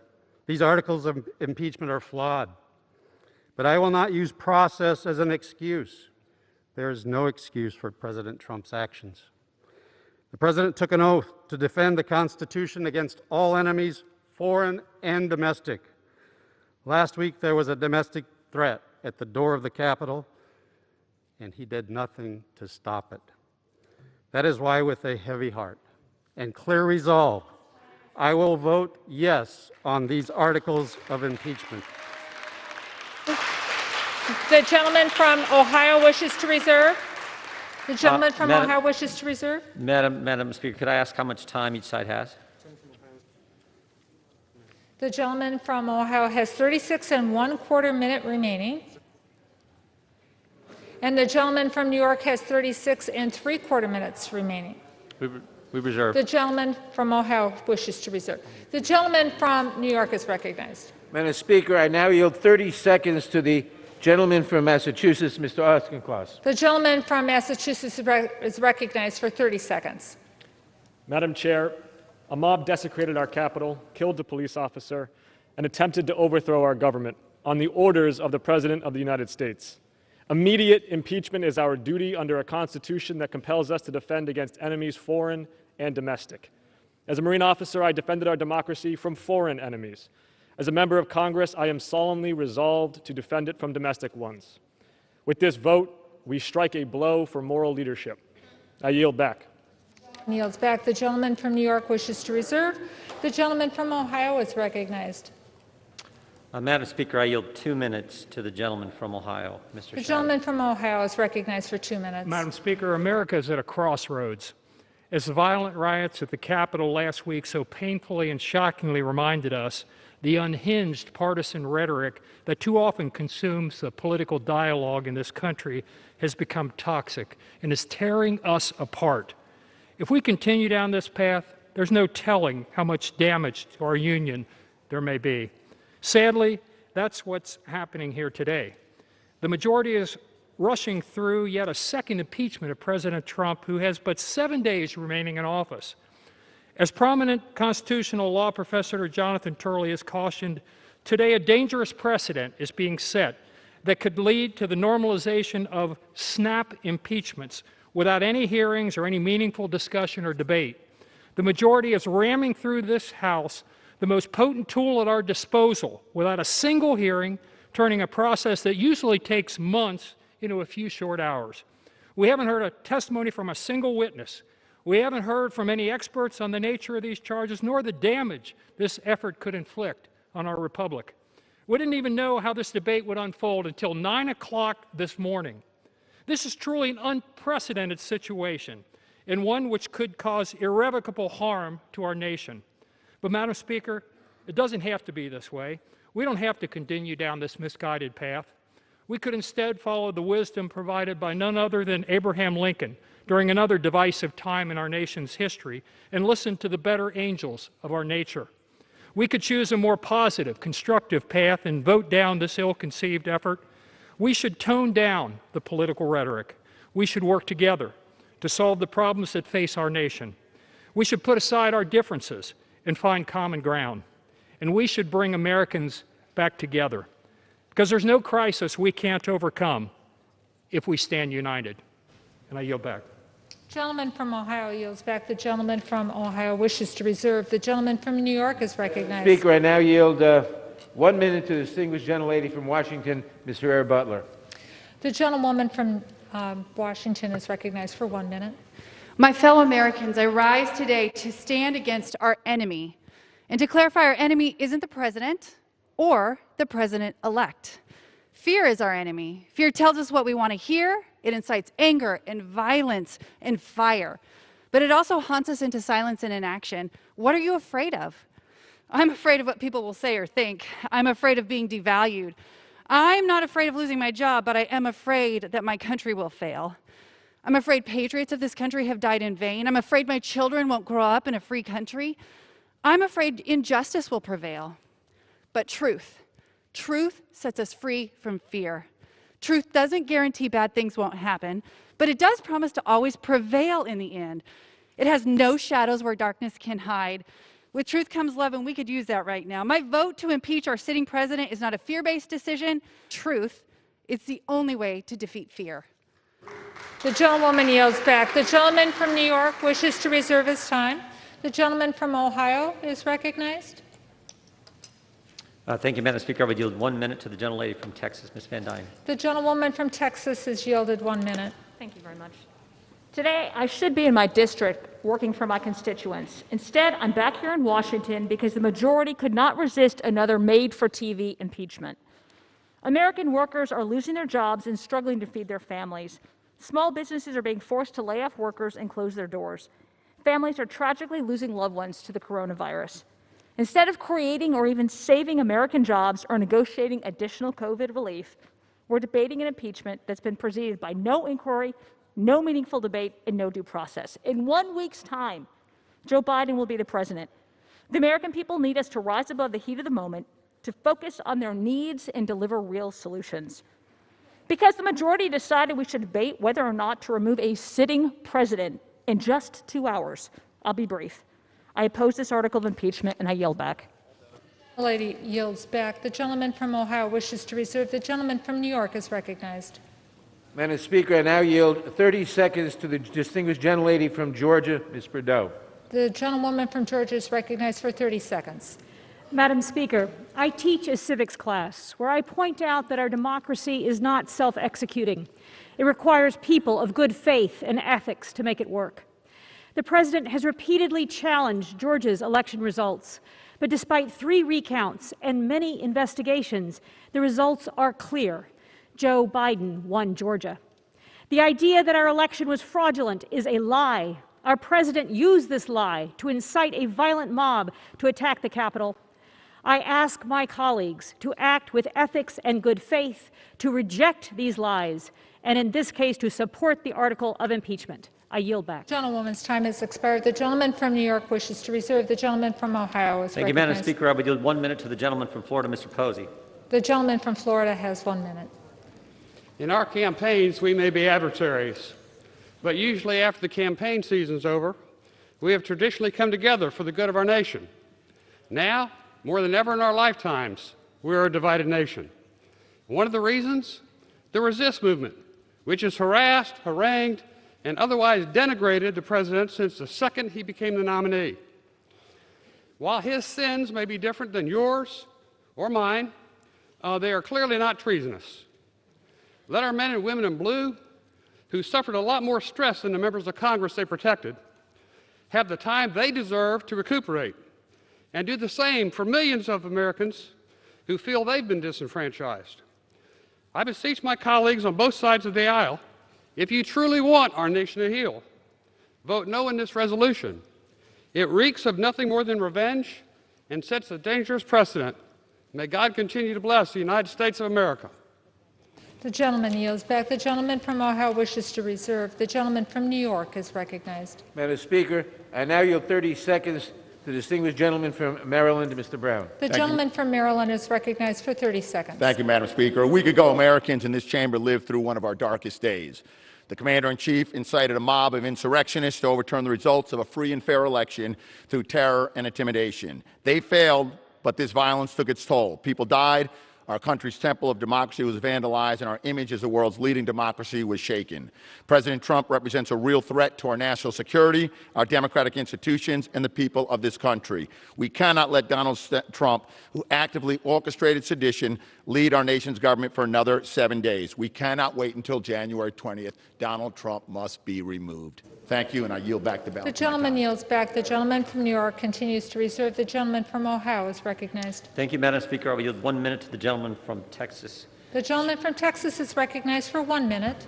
Thank you, Madam Speaker. And I also want to thank my Democratic colleagues for finally joining Republicans in condemning mob violence after 6 months of refusing to acknowledge it. but I'm really tired of sanctimonious sermons on being a sore loser from some of the same Democrats who opposed accepting results in elections past. Democrats have objected to certifying every Republican victory of the 21st century. In 2000, 2004, and in 2016, Democrats objected every time. When they objected, it was patriotic. But when Republicans do it, we're inciting a mob. We're liars and we're traitors.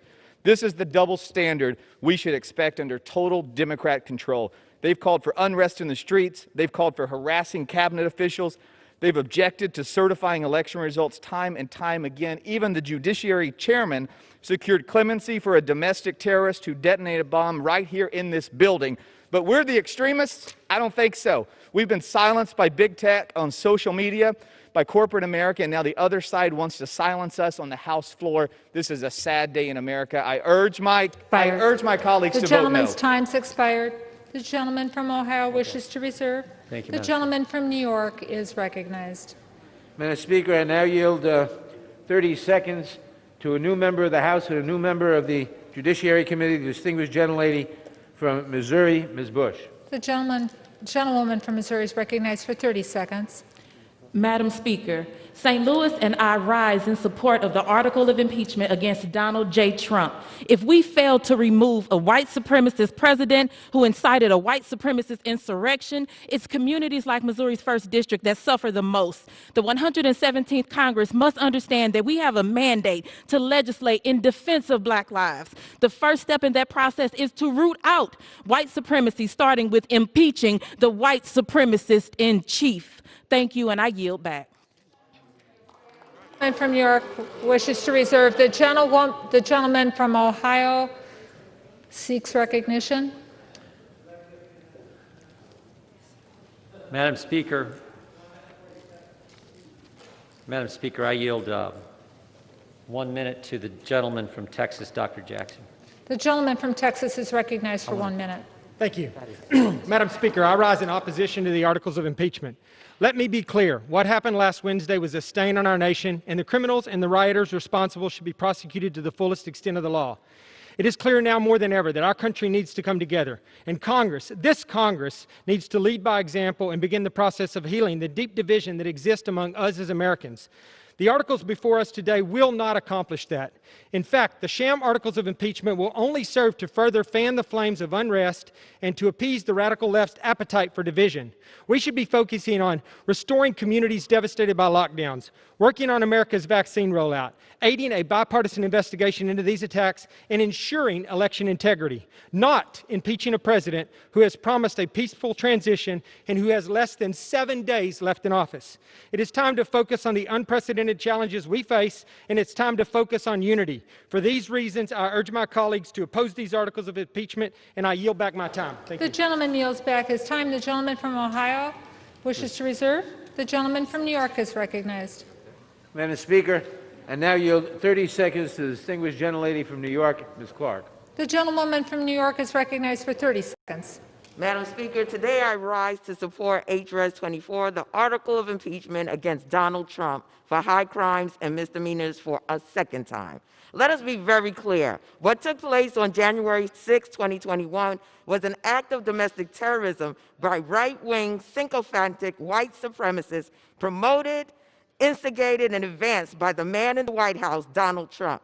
Reverend Dr. Martin Luther King Jr. once said, "The ultimate weakness of violence is that it is a descending spiral, begetting the very thing it sets to destroy.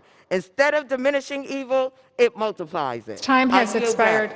The gentleman from New York wishes to reserve. The gentleman from Ohio is recognized. Thank you, Madam Speaker. I will yield 2 minutes to the gentleman from Wisconsin, Mr. Tiffany. The gentleman from Wisconsin is recognized for 2 minutes. Thank you, Madam Speaker. My father once said to me, just because you can do something doesn't mean you should. In the short time I've served in this body, one thing is clear. This is not a serious place. Last year, we watched as the other side delayed COVID relief for months to inflict maximum pain and sway the outcome of the election. The Speaker said as much. And yet these last 2 days, we have seen just how fast they can move when they want to exact political retribution on their opponents. My friends on the other side now have complete control of both houses of Congress, And in a few days, they will control the entire executive branch as well. Madam Speaker, Joe Biden has talked about unity and healing. Is that what this is today? Is accusing Republican lawmakers of sedition and calling for their expulsion the plan for healing? Is working with Silicon Valley to digitally disappear those with whom they disagree with the plan for reconciliation? I was among the first to condemn the riots in Madison months ago, and I condemn what happened last week. But where were the swift accusations of incitement and insurrection from the other side last year? Is today's political theater a preview of what the American people can expect from single-party rule? 2 years of double standards and punishing those who voted for someone else? Madam Speaker, I hope Mr. Biden is watching today, and he will rise to the moment and call off this effort to rub salt in the wounds of millions of Americans. It is now time for all of us, Democrats and Republicans alike, to turn down the temperature. Thank you. The gentleman yields back. The gentleman from Ohio wishes to reserve. The gentleman from New York is recognized. Madam Speaker, I now yield 30 seconds to the distinguished gentleman from Missouri, Mr. Cleaver. The gentleman from Missouri is recognized for 30 seconds. Madam Speaker, it would be an error to suppose that men and women can be courageous every day. It would be unfair to anticipate that I or any member of this body could be a lion every day. No one is expected to be a lion day after day after day. But on this day, lions are required. The gentleman yields back his time. The gentleman from New York reserves. The gentleman from Ohio is recognized. We reserve. The gentleman from Ohio wishes to reserve. The gentleman from New York is recognized. Madam Speaker, I now yield 30 seconds to the distinguished gentleman from Tennessee, Mr. Cohen. The gentleman from Tennessee is recognized for 30 seconds. Thank you very much. After President Trump was not impeached, Susan Collins said he's learned a pretty big lesson. He was impeached. Then he brought his It Will Be Wild, riotous television show that he produced for one person, individual one. Intelligence reports indicate that the people he said he loves and are special are going to attack this city and attack this Capitol next week. He has not asked them not to do it. He has not told them to stand down. I most fear January 20, because I think he will try to go out with a bang and take attention away from Joe Biden. The gentleman's time has expired, and there will be order in the House. The gentleman from New York reserves. The gentleman from Ohio is recognized. Madam Speaker, statement from the President. I urge that there must be no violence, no lawbreaking, no vandalism of any kind. This is not what I stand for. It is not what America stands for. I call on all Americans to help ease tensions and calm down. Just put out that statement by the President of the United States. I yield 2 minutes to the gentleman from Virginia, Mr. Klein. The gentleman from Virginia is recognized for 2 minutes. Thank you, Madam Speaker, and I thank the President for his words. Above the entrance to the House of Representatives is a sculpture called the Apotheosis of Democracy. It depicts allegorical peace, dressed in armor and protecting the genius of America. Last week, that peace was tragically torn apart as our U.S. Capitol was invaded for the first time since the War of 1812. A violent mob, including many with the most hostile of intentions, broke past security barriers and unleashed destruction and chaos throughout the Capitol. When it was over, 6 individuals were dead, including 2 Capitol Police officers. I've always supported the rights of citizens to peaceably assemble, but those who breached the Capitol and assaulted and killed Capitol Police should be prosecuted to the fullest extent of the law. If their intent was to stop the constitutional requirement of this body to count electoral votes, they should be charged and prosecuted for insurrection against the government. But we are a nation of laws, not of men, and the legal standard for incitement to violence has not been met. Now, a week since the riots threatened the People's House, and a week until a new president takes office, we are rushing through an impeachment without all of the facts and evidence and without due process. We don't know what kind of information the offenders have, what evidence will come out during their trials, whether it bolsters the majority's claims or the minority's views, or whether it implicates other individuals, groups, or other officials in the attack on this hallowed institution. We just don't know. And that's why we must treat the power of impeachment and our responsibility as holders of this power with the seriousness and solemnity it deserves. Let us gather the evidence. Let us hear it in judiciary. Make an informed decision together. This action will only further fuel the political divide among our citizens and will be detrimental to the long-term efforts to unify our country.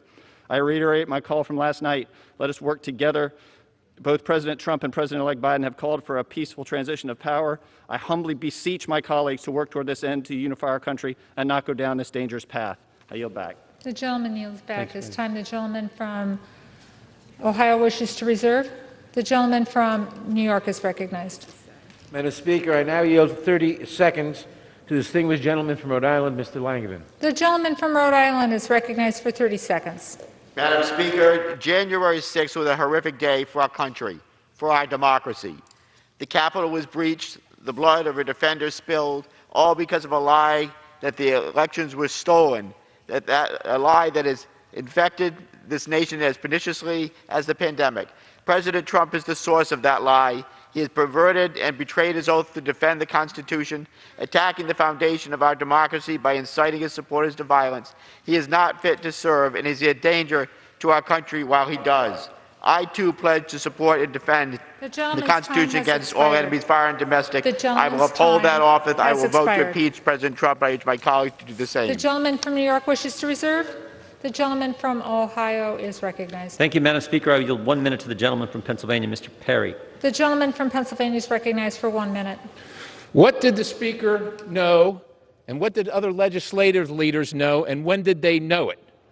Maybe that's a rush to impeach the president, because so we'll never know what legislative leaders here knew. The FBI knew about a number of individuals that were planning a war on the Capitol, including killing police officers, and they shared the information, but nothing happened.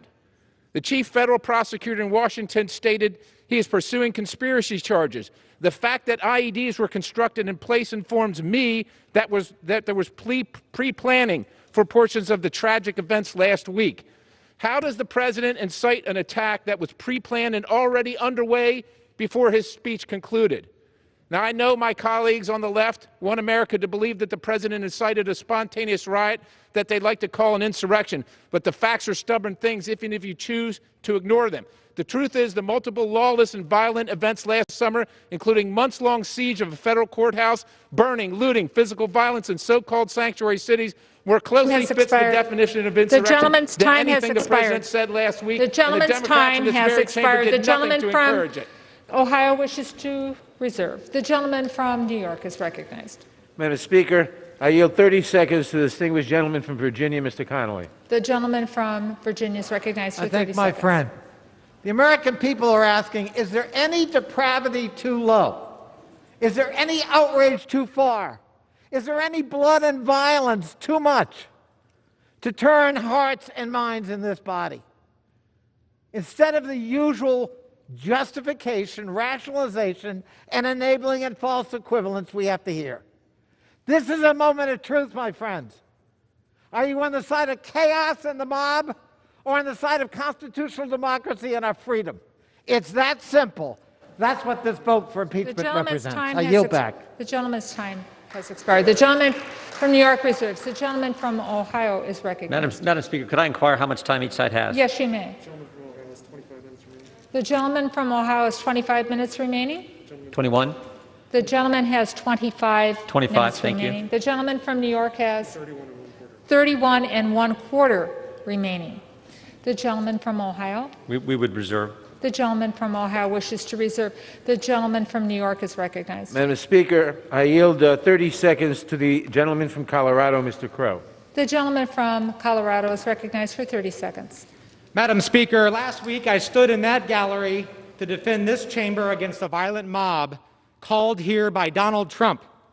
I have dedicated my life to the defense of our nation, and Donald Trump is a risk to all that I love.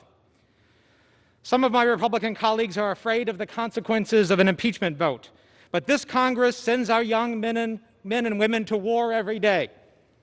I'm not asking you to storm the beaches of Normandy, but only show a fraction of the courage we ask of our troops every day.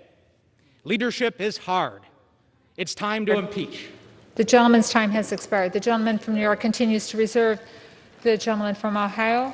We would reserve. Ohio reserves. The gentleman from New York? Madam Speaker, I yield 30 seconds to the distinguished gentleman from Illinois, Mr. Davis. The gentleman from Illinois is recognized for 30 seconds. Thank you, Madam Speaker. I heard a few minutes ago that there had been no hearings. Well, I have heard from the people of the 7th District of Illinois. They have told me what to do. They have said, impeach this president, impeach this president, and do it now. I will follow their instructions and vote yes to impeach this president, and I yield back. The gentleman yields back. The gentleman from New York reserves. The gentleman from Ohio is recognized. Yeah, we continue to reserve. The gentleman from Ohio continues to reserve. The gentleman from New York is recognized. Madam Speaker, I now yield 30 seconds to the distinguished gentlelady from Texas, Ms. Escobar. The gentlewoman from Texas is recognized for 30 seconds. Thank you, Madam Speaker. On January 6th, terrorists attacked the United States of America. It was an attempted coup and an insurrection, but what I hope Americans understand is that it was a terrorist attack against our country. Those who came and participated must be found and prosecuted. Those who aided and abetted must be found and prosecuted. And the man who incited it, President Donald J. Trump, our greatest national security threat, must be impeached, held accountable, and never be allowed to hold office again. I yield back. Gentlewoman yields back. The gentleman from New York reserves. The gentleman from Ohio Yeah, Madam Speaker, we reserve. reserves. The gentleman from New York is recognized. Madam Speaker, I now yield 30 seconds to the distinguished gentlelady from California, Ms. Eshoo. The gentlewoman from California is recognized for 30 seconds. Madam Speaker, future generations are not going to know the names of each member in the chamber today and voting, but they will know what we did and why. We must impeach the president because he incited a mob that attacked the Capitol of the United States, the tabernacle of our democracy. He is incapable of honoring his oath and our Constitution, and he has proven to be unfit and dangerous. I will vote to impeach this traitor to our country. The gentlewoman yields back. The gentleman from New York reserves. The gentleman from Ohio Reserve. reserves his time. The gentleman from New York is recognized. Madam Speaker, I now yield 30 seconds to the distinguished gentleman from New York, Mr. Espaillat. The gentleman from New York is recognized for 30 seconds. Madam Speaker, today I cast my vote for the second time to impeach Donald J. Trump. He is unfit to hold office. He summons and dispatches mob to kidnap and hurt many of us. He is unfit to hold office. He summons and dispatches mob to assassinate Vice President Pence, to assassinate Speaker Pelosi. He is unfit to hold office. He summons and dispatches a mob that waved the racist Confederate flag and assaulted this Capitol, resulting in the death of 5 Americans, including 2 Capitol police officers. He is unfit The gentleman's to time hold has office. expired. We must The impeach gentleman's time now. has expired. The gentleman from New York reserves the balance of his time. The gentleman from Ohio is recognized. Reserve. The gentleman from Ohio continues to reserve. The gentleman from New York. No. Madam Speaker, I now yield 30 seconds to the distinguished gentleman from Illinois, Mr. Garcia. The gentleman from Illinois is recognized for 30 seconds. Madam Speaker, I rise today in the strongest possible support for the impeachment of Donald J. Trump. When Trump made a last desperate attempt to steal the presidency, to reject the will of the people by encouraging insurrection, he became the first president to incite an attempted overthrow of the institutions he is sworn to protect. That is a horrifying first, and his actions necessitate another. He should be the first president impeached and removed from office in the history of our country. I voted to impeach him once, and I'm ready to do it again. I yield back. The gentleman's time has expired. The gentleman from New York reserves. The gentleman from Ohio. One more, and then we'll go to you. Reserve. The gentleman from Ohio continues to reserve. The gentleman from New York is recognized. Madam Speaker, I now yield 30 seconds to the distinguished gentlelady from Texas, Ms. Garcia. The gentlewoman from Texas is recognized for 30 seconds. Madam Speaker, this president took an oath to protect and defend the Constitution. Instead, he has chosen to betray and attack our sacred democracy. This president violated his oath. He abused the power of his office, attempted to betray the will of the American people, and incited insurrection against this very House. During the last impeachment trial, I reminded all Americans that democracy is a gift that each generation gives to the next. We must do all to protect it. For our children and our future, we must impeach him. Thank you. The gentleman from New York reserves. The gentleman from Ohio is recognized. Thank you, Madam Speaker. I yield 2 minutes to the gentleman from Florida, Mr. Stubbe. The gentleman's yielding 2 minutes, is that correct? 2 minutes. 2 minutes to the gentleman from Florida. Thank you, Madam Speaker. For 3 years, Democratic members of this body and the mainstream media lied to the American people that the Trump campaign colluded and conspired with Russia. For years, after an exhaustive investigation, it was found that there was no evidence that the Trump campaign colluded with Russia.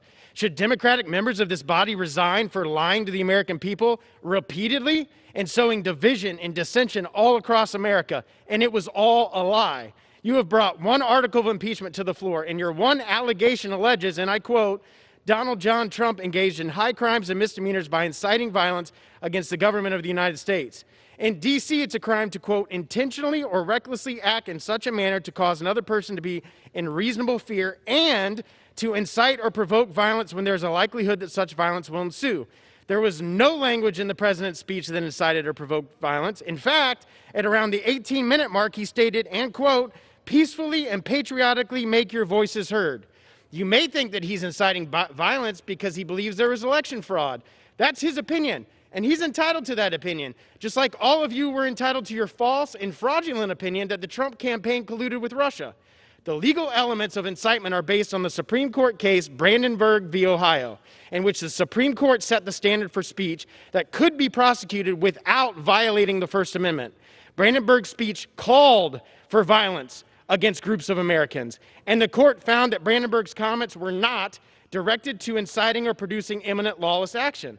The court found that it was protected speech, and he was calling for violence.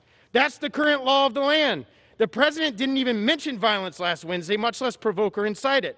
There was no crime committed, and therefore no basis for impeachment, as you need a high crime or misdemeanor for a basis. You have created a mockery out of the impeachment process, and I urge all my colleagues to stand against it and fight the latest fraud being perpetrated against the American people by the radical left. The gentleman Nice yields job. back. The gentleman from Ohio wishes to reserve. Yes. The gentleman from New York is recognized. Madam Speaker, I now yield 30 seconds to the distinguished gentleman from Nevada, Mr. Hursford. The gentleman from Nevada is recognized for 30 seconds. Madam Speaker, I rise in support of the article of impeachment. Last Wednesday's events were not just a breach of a building, but a breach of our democracy, a threat to our republic and to who we are as Americans. Donald Trump incited insurrection against America and attempted to overturn the will of the people. We must send a clear message that committing sedition disqualifies a president from serving another day in office. I urge this body to vote for impeachment. I will. And I yield back. The gentleman yields back his time. The gentleman from New York reserves. The gentleman from Ohio is recognized. Madam Speaker, we reserve. The gentleman from Ohio continues to reserve. Madam The Speaker, I gentleman now from New yield York- 30 seconds to distinguished gentlelady from Pennsylvania, Ms. Houlihan. The gentlewoman from Pennsylvania is recognized for 30 seconds. Madam Speaker, last evening an 11-year-old girl joined our telephone town hall. Her question shook me to my core. She was worried about the future of this great nation, and I am too. That is why I must move forward with impeachment of this president. He has endangered this nation. He has betrayed his oath. I do this now for all of us, for our Constitution and for this republic. I do this to tell the world that this great democracy will stand and no one is above the law. And I do this for our future generations. I urge us all to unite and to vote yes on impeachment. I yield back. The gentlewoman yields back. The gentleman from New York reserves. The gentleman from Ohio is recognized. Madam Speaker, we reserve. The gentleman from Ohio reserves. The gentleman from New York is recognized. Madam Speaker, I now yield 30 seconds to the distinguished gentleman from California, Mr. Huffman. The gentleman from California is recognized for 30 seconds. Madam Speaker, history is watching and saving the receipts. Today, my colleagues across the aisle must choose which side of a very bright line they want to be recorded on for all time. On one side, lies, sedition, inciting and supporting insurrection, and domestic terrorism. The other side, your oath of office, the Constitution, democracy, decency. There is no middle ground. Today we make history forever. So choose well. A vote to impeach Donald Trump means years from now you can look your grandchildren in the eye and say, I did the right thing. The gentleman's time has expired. The Yield gentleman back. from New York continues to reserve. The gentleman from Ohio is recognized. We reserve, Madam The Speaker. gentleman continues to reserve. The gentleman from New York is recognized. Madam Speaker, I now yield 30 seconds to the distinguished gentlelady from California, Ms. Jacobs. The gentlewoman from California is recognized for 30 seconds. Madam Speaker, the response to political violence must always be accountability. Without accountability, more violence will follow. I learned that working at the United Nations and the State Department in conflict settings around the world, and the United States Congress is now a conflict setting. A violent mob threatened our lives in this chamber and almost succeeded, incited by the president who broadcasted lies about the outcome of our election. We must hold this president accountable. It's the only way to protect our democracy. I yield back. Gentlewoman yields back. The gentleman from New York continues to reserve. The gentleman from Ohio is recognized. Madam Speaker, we reserve. The gentleman from Ohio reserves. The gentleman from New York is recognized. Madam Speaker, I now yield 30 seconds to the distinguished gentleman from Georgia, Mr. Johnson. The gentleman from Georgia is recognized for 30 seconds. Thank you, Madam Speaker. I'm certain that every member of Congress would say that if they had been in Congress when John Lewis walked across that Edmund Pettus Bridge and the Civil Rights Act was passed, that they would have stood on the right side of history. Well, Madam Speaker, today we're going to see exactly what side of history you all are going to be on. And with that, I yield back. The gentleman yields back. The gentleman from New York continues to reserve. The gentleman from Ohio is recognized. Thank you, Madam Speaker. I would yield 1 minute to the gentleman from North Carolina, Mr. Cawthorn. The gentleman from North Carolina is recognized for 1 minute. Madam Speaker, today represents a unique opportunity in our nation's history.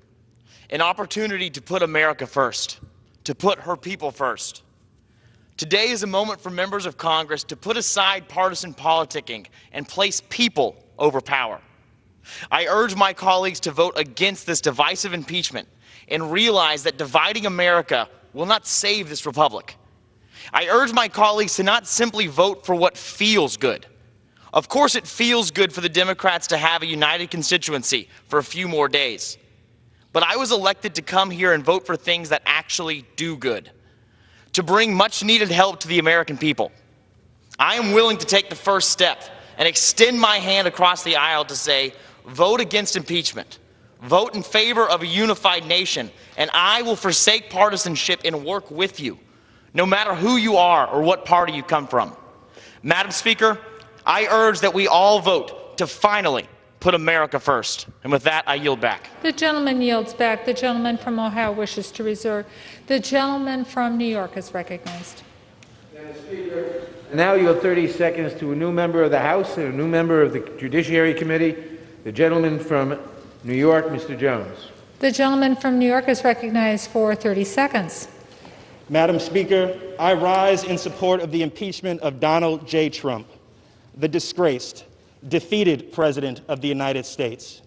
There must be consequences for last week's treason and sedition. Hundreds, if not thousands, of Donald Trumps in today's Republican Party aim to run for higher office, and we must send a message that no one in the United States of America is above the law. The world is watching, Madam Speaker. I yield back. The gentleman yields back. The gentleman from New York wishes to reserve. The gentleman from Ohio is recognized. Gentleman from Ohio reserves. The gentleman from New York. Madam Speaker, I now yield 30 seconds to the distinguished gentleman from Michigan, Mr. Kildee. The gentleman from Michigan is recognized for 30 seconds. Madam Speaker, 1 week ago, the President of the United States incited a deadly attack on the United States Capitol while a couple of dozen members of this House and I covered ourselves in that gallery away from the Trump mob. 5 dead, including Capitol Police. If inciting an insurrection does not warrant impeachment, nothing does. I took an oath to uphold the Constitution against all enemies, foreign and domestic. Today, I vote to uphold my oath. The gentleman from New York wishes to reserve his time. The gentleman from Ohio is recognized. Excuse me, Madam Speaker, I yield 1 minute to the gentleman from Wisconsin. The gentleman from Wisconsin is recognized for 1 minute. I rise today to strongly object to the articles of impeachment proposed against President Trump, which make the preposterous claim that President Trump wanted or expected the riots that took place last week. He clearly said he wanted peaceful and patriotic demonstration. He did say he wanted people to fight like hell or we're not going to have a country anymore, but that's obviously standard hyperbole and was not meant to aim at physical fights. But what is offensive is what you are saying and inflammatory about the tens of thousands of peaceful protesters who were there last week, as well as the tens of millions of people they represent. You don't understand why they were here. They're scared to death we're going to go back to the days without Donald Trump of hundreds of thousands of people crossing this border every month. They're scared to death nobody's going to keep our manufacturing here. They're scared to death that nobody else will fight the cancel culture as we head towards an era when some things can't be said. They're scared to death that a majority party got here by teaming up with Black Lives Matter, a bunch of founded by Marxists and that dislike the family. The gentleman's time's expired. The gentleman from Ohio wishes to reserve. Reserve. The gentleman from New York is recognized. Madam Speaker, I now yield 30 seconds to the gentleman from California, Mr. Garamendi. The gentleman from California is recognized for 30 seconds. Madam Speaker, I rise today determined to fulfill our sacred oath to protect and defend the Constitution from all enemies, foreign and domestic. Last week's violent insurrection on the Capitol is a stain on our democracy. A riotous mob, incited by the President, stormed these very halls, beat and murdered police officers, planted pipe bombs, and left our nation shocked and in mourning. The President's rhetoric, actions, and refusal to accept responsibilities are an imminent threat to our nation. I vote to impeach the President. I urge my colleagues to do the gentleman's same. time has expired. The gentleman from New York reserves. The gentleman from Ohio is recognized. Thank you, Madam Speaker. We reserve. The gentleman from Ohio reserves. The gentleman from New York is recognized. Madam Speaker, I now yield 30 seconds to the gentleman from Illinois, Mr. Krishnamurthy. The gentleman from Illinois is recognized for 30 seconds. Madam Speaker, my parents brought me as an infant to America because they knew it's the land of democracy. It's the beacon of hope for all the world. We called it the American dream. When Donald Trump told rioters to go to the Capitol and, quote unquote, fight like hell, he incited an attack on the Capitol and the ideals comprising the American dream. I'm voting for impeachment because I know we're still the country my parents believed in, and I will fight like hell for it. I yield back. The gentleman yields back. The gentleman from New York reserves. The gentleman from Ohio is recognized. Reserve. The gentleman from Ohio reserves. The gentleman from New York. Madam Speaker, I now yield 30 seconds to the gentlelady from Michigan, Ms. Lawrence. The gentlewoman from Michigan is recognized for 30 seconds. Madam Chair, on Wednesday the 6th, Democrats and Republicans hid on the floor, put on gas masks, and was ushered out of this room. We in this country cannot begin healing in unity without accountability and justice. The President of the United States incited a violent insurrection against Congress, you, me, and the Vice President of the United States. This cannot be ignored. Impeach now. Thank you, Madam Chair. The gentlewoman yields back. The gentleman from New York continues to reserve. The gentleman from Ohio is recognized. Reserve. The gentleman from Ohio wishes to reserve. The gentleman from New York is recognized. Madam Speaker, I now yield 30 seconds to the distinguished gentlelady from California, Ms. Lee. The gentlewoman from California is recognized for 30 seconds. Madam Speaker, on January 6, Donald Trump incited his white nationalist supporters to initiate an attempted coup against the heart of our democracy, the United States Capitol. This heinous act of domestic terrorism demands that Congress act to remove this president. Donald Trump has been and remains a threat to our national security and our democracy, and wholly unfit to serve as president. He and his supporters must be held accountable for inciting violence against the government of the United States.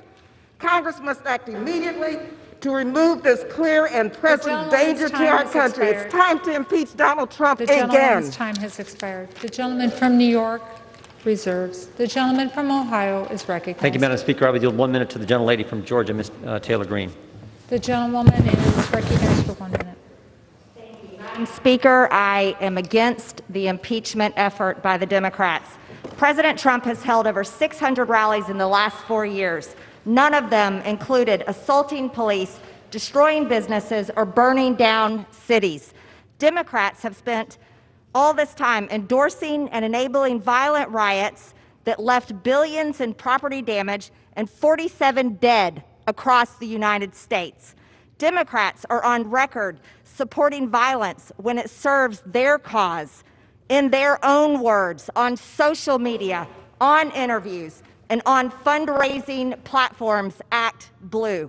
Democrats support defunding the police when it's someone else's city, someone else's home, and someone else's business.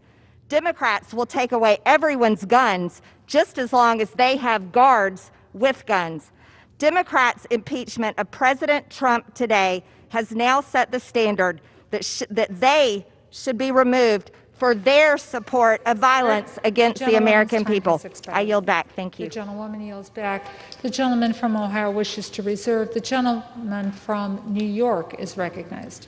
Madam Speaker, I now yield 30 seconds to the distinguished gentleman from Michigan, Mr. Levin. The gentleman from Michigan is recognized for 30 seconds. Madam Speaker, for 2 months, Donald Trump used the biggest megaphone in the world to organize a campaign of outright lies to overturn a free and fair election.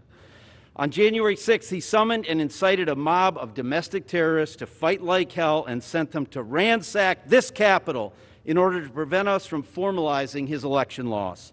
It was a grotesque orgy of deadly white supremacism, anti-Semitism, and strongman rule. Today, we will do our duty and vote to remove the author of this horrifying chapter and banish him from public service. I yield back.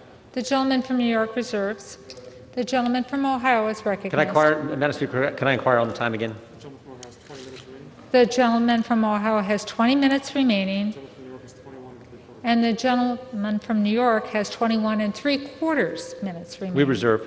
The gentleman from Ohio reserves. The gentleman from New York is recognized. Madam Speaker, I now yield 30 seconds to the distinguished gentleman from California, Mr. Levin. The gentleman from California is recognized for 30 seconds. Madam Speaker, what each of us chooses to do today, whether we vote to hold this president to account or look the other way, will we be remembered by history, by our children and their children. The facts are clear. The evidence of Trump's insurrection overwhelming. History calls on us to do what's right rather than just politically expedient. Let us look back on this day with honor, not disgrace, knowing we were up to the oath we all took. Thank you, and I yield back. The gentleman yields back. The gentleman from New York reserves. The gentleman from Ohio is recognized. Madam Speaker, we reserve. The gentleman from Ohio wishes to reserve. The gentleman from New York is recognized. Madam Speaker, I now yield 30 seconds to the gentlelady from Virginia, Ms. Luria. The gentlewoman from Virginia is recognized for 30 seconds. Thank you. Madam Speaker, the perpetrators of this heinous attack on our nation's democracy were Americans, encouraged and emboldened by President Trump because he could not accept the outcome of a free and fair election. His actions are seditious, and the president has proven that he is not fit to serve. History will look back on this moment to see who stood strong in support of American democracy. As my colleagues have said, we must come together, but our nation cannot begin to heal until there is accountability. The gentlewoman's time has expired. For the atrocity. The gentlewoman's time has expired. I yield back. The gentleman reserves. The gentleman from Ohio is recognized. Thank you, Madam Speaker. I would yield 1 minute to the gentleman from Georgia, Mr. Clyde. The gentleman from Georgia, is it? Yep, gentleman from Georgia, 1 minute. Is recognized. Madam Speaker, I rise today in opposition to the effort to impeach President Trump. This course of action will only increase dissent and disunity across our country, and it flies in the face of all efforts to heal our nation. Quite simply, it is a shameful final act of political retribution, retribution this president has weathered since day one. I have no doubt that those who breached the Capitol will have due process and their day in court.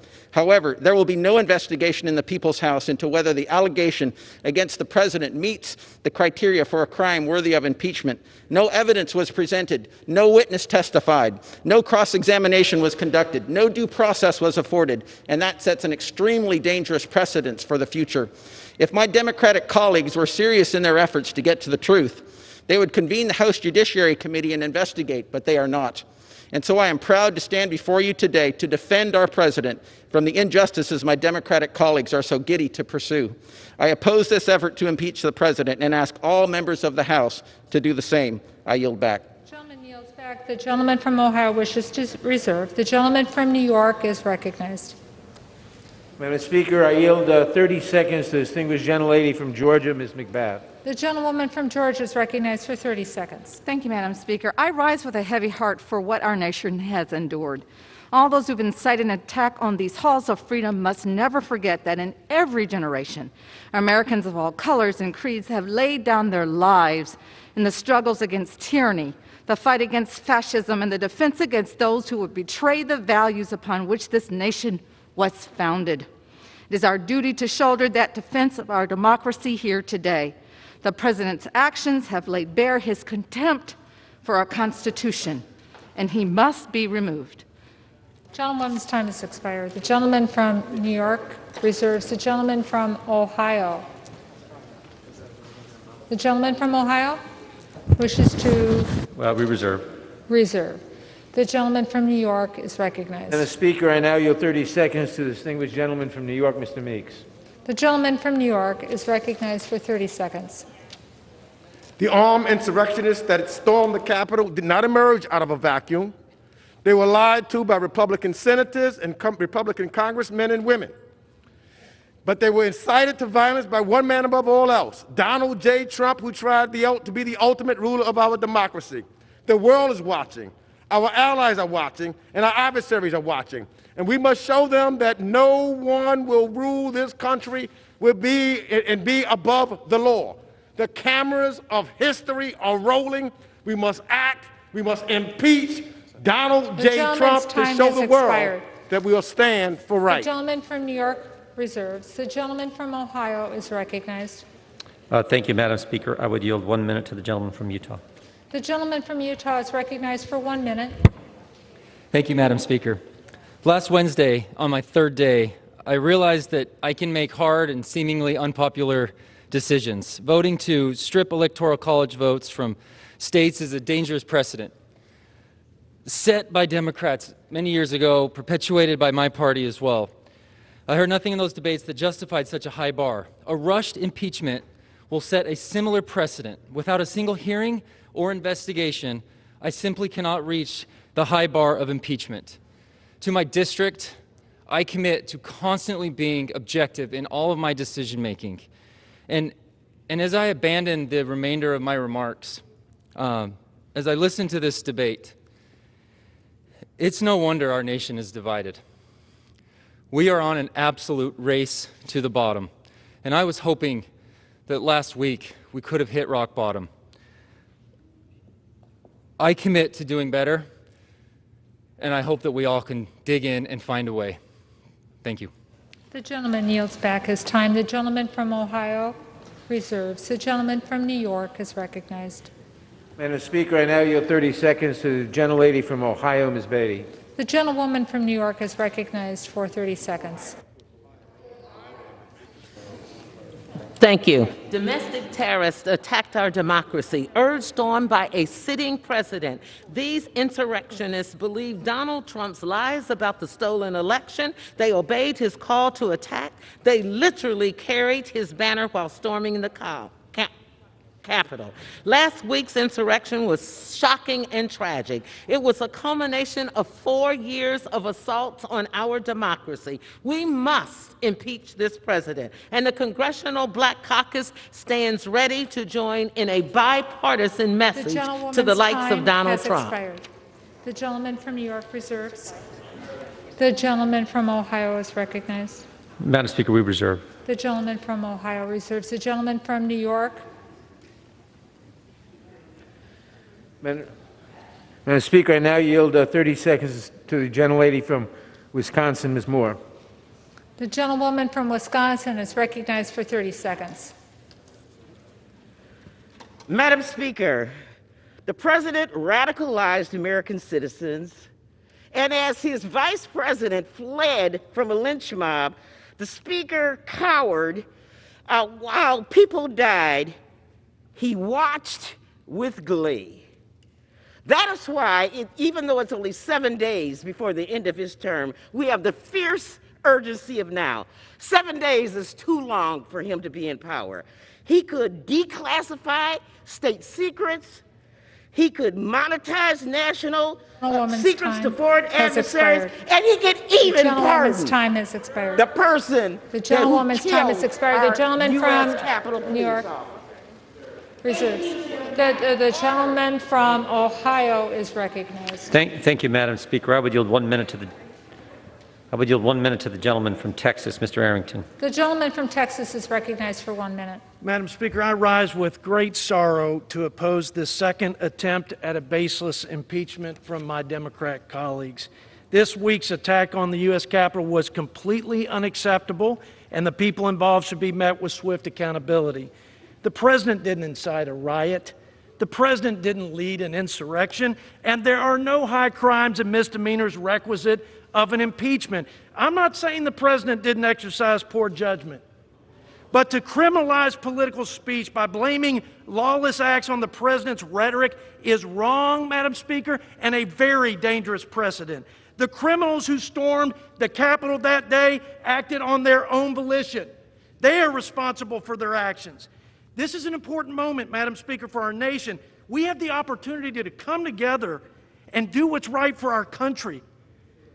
The votes are certified. President Trump has conceded. Let's focus on the future and get back to the people's business. I yield back. Gentleman yields back. The gentleman from Ohio reserves. Yes. The gentleman from New York is recognized. Madam Speaker, I now yield 30 seconds to the distinguished gentlelady from Illinois, Ms. Newman. The gentlewoman from Illinois is recognized for 30 seconds. Thank you, Madam Speaker. It's an honor to speak today. So today I stand with this body to impeach this president. I agree with my Democratic colleagues. I also agree with my Republican colleagues. Let's unite. Let's unite to address this pandemic and start by simply wearing a mask. Let's unite to bring back the economy and start by putting $2,000 checks in people's pockets. And let's unite to hold these domestic terrorists accountable and impeach this president. Thank you, Madam Speaker, and I yield back. The gentlewoman yields back. The gentleman from New York reserves. The gentleman from Ohio is recognized. The gentleman from Ohio reserves. The gentleman from New York is recognized. Madam Speaker, how much time do I have, please? The gentleman from New York has 18 and 1/4 minute, and the gentleman from Ohio, 17 minutes remaining. Thank you very much. I now yield 30 seconds to the distinguished gentleman from New Jersey, Mr. Norcross. The gentleman from New Jersey is recognized for 30 seconds. Thank you, Madam Speaker. I rise today at a time of historical concern. Last week on this very House floor, an attack on democracy, that symbol. But it was an attack from within. This very floor, let's be clear, cause and effect. Rally at the White House, march down Pennsylvania Avenue, a parade in reverse, and an attack to this chamber. A police officer was killed. And what I hear is time to heal. He's not even buried yet. It's clear and present danger. No one is above the law. Not the president if he has 4 years or 4 days. We must do the right thing for all Americans because he must be held accountable. I yield back. The gentleman yields back. The gentleman from New York reserves. The gentleman from Ohio is Thank you, recognized. Madam Speaker. I would yield 1 minute to the gentlelady from Indiana, Ms. Sparks. The gentlewoman from Indiana is recognized for 1 minute. Madam Speaker, I appreciate a variety of opinions, but any accusations must go through the proper due process, whether it's election fraud or an impeachable offense. And someone who did not support the objection to certification last week, I will not support this political charade today.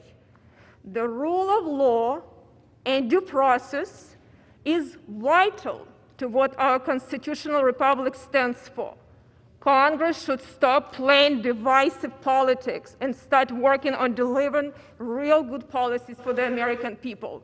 I yield back. The gentlewoman yields back. The gentleman from Ohio reserves his time. The gentleman from New York is recognized. Madam Speaker, I now yield 30 seconds to the distinguished gentleman from California, Mr. The gentleman from California is recognized for 30 seconds. A week ago was the culmination of carnage caused to our country by this president. 4 years ago, he said he would stop such devastation.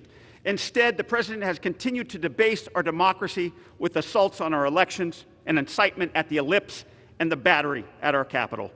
American exceptionalism is not guaranteed. We must always work to grow it, and that includes our work today to hold President Trump accountable. American carnage started with this president. A vote for impeachment will stop it for our posterity.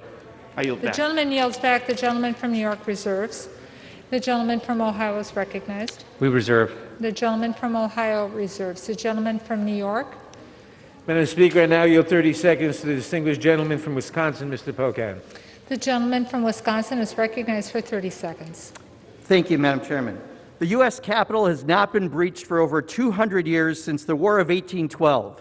That is, until last week, when it wasn't another country that attacked us, but our own president. President Donald Trump asked his supporters to march on the Capitol, inciting domestic terrorism that cost 5 lives, including a Capitol police officer. And we all know, whether you say it aloud or not, Donald Trump is responsible for inciting the attacks in our democracy, that he should have been the one person protecting it the most. And for that, he is unfit to be president, and we must impeach him. The gentleman's time has expired. The gentleman from New York reserves. The gentleman from Ohio is recognized. Madam Speaker, I yield 90 seconds to the gentleman from Texas, Mr. Roy. The gentleman from Texas is yielded 90 seconds. I thank the gentleman from Ohio. The President of the United States deserves universal condemnation for what was clearly, in my opinion, impeachable conduct, pressuring the Vice President to violate his oath of the Constitution to count the electors. His open and public pressure, courageously rejected by the Vice President, purposely seeded the false belief among the President's supporters, including those assembled on January 6th, that there was a legal path with the President. It was foreseeable and reckless to sow such a false belief that could lead to violence and rioting by loyal supporters whipped into a frenzy. Unfortunately, my Democratic colleagues drafted articles that I believe are flawed and unsupportable, focusing on the legal terms of incitement and insurrection. Even noting impeachment does not require meeting a certain legal standard, that danger for open speech and debate in this body and for the Republic is high if the House approves the articles as written. The language will be used to target members of this body under Section 3 of the 14th Amendment. It will be used to suggest that any statements we make are subject to review by our colleagues and send us down the perilous path of cleansing political speech in the public square. We must end this. Let us condemn that which must be condemned and do so loudly. But let us do it the right way, with deliberation and without disastrous side effects. We must end tearing apart our nation by social media and sound bites. Let us stop. Let us debate. Let us sit down and lead this nation together. I yield back. Gentleman yields back. The gentleman from Ohio reserves. The gentleman from New York is recognized. Madam Speaker, I now yield 30 seconds to the distinguished gentlelady from New York, Ms. Maloney. The gentlewoman from New York is recognized for 30 seconds. Madam Speaker, this vote is not about one man, one party, or even one day. It's about protecting our nation, preserving democracy, and the rule of law. The facts are clear and undisputed. President Trump used a litany of lies about a stolen election and willfully incited an armed insurrection with the intent of stopping the peaceful transfer of power. He attacked not just the Capitol, not just Congress, he even attacked democracy itself. That's why he must be impeached. The gentlewoman's time is and expired. I yield back. The gentleman from New York reserves. The gentleman from Ohio is recognized. Madam Speaker, we reserve. The gentleman from Ohio wishes to reserve. The gentleman from New York is recognized. Madam Speaker, I now yield 30 seconds to the distinguished gentleman from North Carolina, Mr. Price. The gentleman from North Carolina is recognized for 30 seconds. Madam Chairman, the President has engaged in conduct that is criminal, impeachable, and profoundly threatening to our democracy. He pressed state officials and members of this body to overturn an illegitimate election and to keep him in power. and he then invited and activated a violent mob to invade the Capitol and achieve his desired result by insurrection. If that is not impeachable conduct, I don't know what is. The President must be removed from office immediately and never allowed to hold office again. Our democracy The gentleman's requires time it. has expired. The gentleman from New York reserves. The gentleman from Ohio. Thank you, Madam Speaker. I would yield 1 minute to the gentleman from Texas, Mr. Fallon. Thank you, Mr. Chair. The gentleman's recognized for 1 minute. Thank you, Madam Speaker. Last summer, the Antifa and BLM riots swept all over our country. Cities were burnt, businesses destroyed, and lives violently stolen. And it wasn't just for an afternoon like those horrible hours we had on January 6th, but rather they went on for weeks and in some cases even months. So if there's any silver lining in this dark cloud, it's that our friends from across the aisle have come to realize that riots are bad. We conservatives have known this all along. This snap impeachment is a sham, and it didn't go through the Judiciary Committee, and it's not even about the President's actual words, but it's about how our Democratic colleagues want to interpret his words and fashion a particular meaning to them. Now, this is just political grandstanding at its worst. The American people desperately want us to move on and tackle the issues and find solutions to them forthwith. Madam Speaker, let's end this obsession and charade, and let's get to work. I yield back. The gentleman yields back. The gentleman from Ohio wishes to reserve. The gentleman from Ohio wishes to reserve. Yeah, we reserve. The gentleman from New York is recognized. Madam Speaker, I now yield 30 seconds to the gentleman from Illinois, Mr. Quigley. The gentleman from Illinois is recognized for 30 seconds. Madam Speaker, now we hear talk of the President's notion of a peaceful transfer of power, which apparently means what? Minimal casualties? Now we hear talk of healing after the criminal acts are completed. Never as a criminal defense attorney did I say, Judge, yeah, my guy completed the armed robbery, but let's heal now. No, there was accountability. There was accountability then, there should be accountability now, and there should be impeachment now. Thank you, and I yield back. The gentleman yields back. The gentleman from New York reserves. The gentleman from Ohio is recognized. Reserve, Madam The Speaker. gentleman from Ohio wishes to reserve. The gentleman from New York is recognized. Madam Speaker, I now yield 30 seconds to the distinguished gentlelady from North Carolina, a new member of the committee, Ms. Ross. The gentlewoman from North Carolina is recognized for 30 seconds. Madam Speaker, I rise today in support of the article of impeachment. The President's responsibility for the violence and insurrection that occurred last Wednesday cannot go unanswered. The President has had multiple opportunities to modify his behavior to bring this country together. Instead, he uses his power to further divide us. He is unrepentant. Congress must act for the good of this country. Madam Speaker, I yield back my time. The gentlewoman yields back. The gentleman from New York reserves. The gentleman from Ohio is recognized. Thank you, Madam Speaker. I would yield 1 minute to the gentleman from Virginia, Mr. Good. The gentleman from Virginia is recognized for 1 minute. Thank you. I stand today in support of President Trump and against this sham impeachment proceeding with literally 1 week, 7 days remaining in his term. This is merely the culmination of a 4-year effort to overturn the will of the people and the results for the 2016 election. This is simply a political action intended to tarnish the legacy of a highly successful president who led us to an incredible economy, energy independence, reduction of taxes for millions, regulatory relief for businesses, renewed peace in the Middle East, and stronger border security. This action will only serve to further offend the 75 million people who voted for President Trump and further deepen the division within our nation as we try to move forward with a peaceful transition of power. However, the Democrat majority has determined he's already guilty, and there's no need of a trial, and they therefore move forward quickly with this phony impeachment charge. Today, I join my Republican colleagues in standing against this further effort to divide our nation. Thank you, and I yield back. And yields back. The gentleman from Ohio wishes to reserve. The gentleman from New York is recognized. Madam Speaker, I now yield 30 seconds to the distinguished gentleman from Texas, Mr. Cuellar. The gentleman from Texas is recognized for 30 seconds. Thank you, Madam Speaker. I rise in support of the impeachment. It's very simple. What we saw on January 6th was a person, the President of the United States, incite a crowd to come and attack the Capitol. We have to make sure that we stand up for democracy. If we don't do this, then what are we going to stand for? We stand for democracy, we stand for American values, and I stand for the impeachment of Donald Trump. I yield back the balance of my The gentleman yields back the balance of his time. The gentleman from New York reserves. The gentleman from Ohio is recognized. Madam Speaker, we reserve. The gentleman from Ohio wishes to reserve. The gentleman from New York. Madam Speaker, I now yield 30 seconds to the distinguished gentlelady from Pennsylvania, Ms. Scanlon. The gentlewoman from Pennsylvania is recognized for 30 seconds. On January 6th, President Trump launched an attack against the United States Capitol. I too urge my colleagues to unite, but to unite in love of country and to hold this president accountable. What unites our country is respect for the rule of law. Without accountability for those who would shatter the rule of law by overturning a presidential election, we cannot take seriously the cries of being a united people.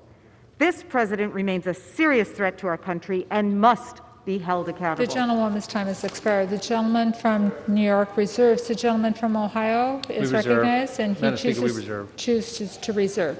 The gentleman from New York is recognized.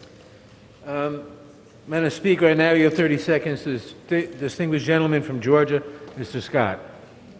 The gentleman from Georgia is recognized for 30 seconds.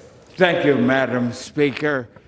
Madam Speaker, let me make everybody aware that on those just sun-bleached bones of history of many great nations are written those pathetic words, too late.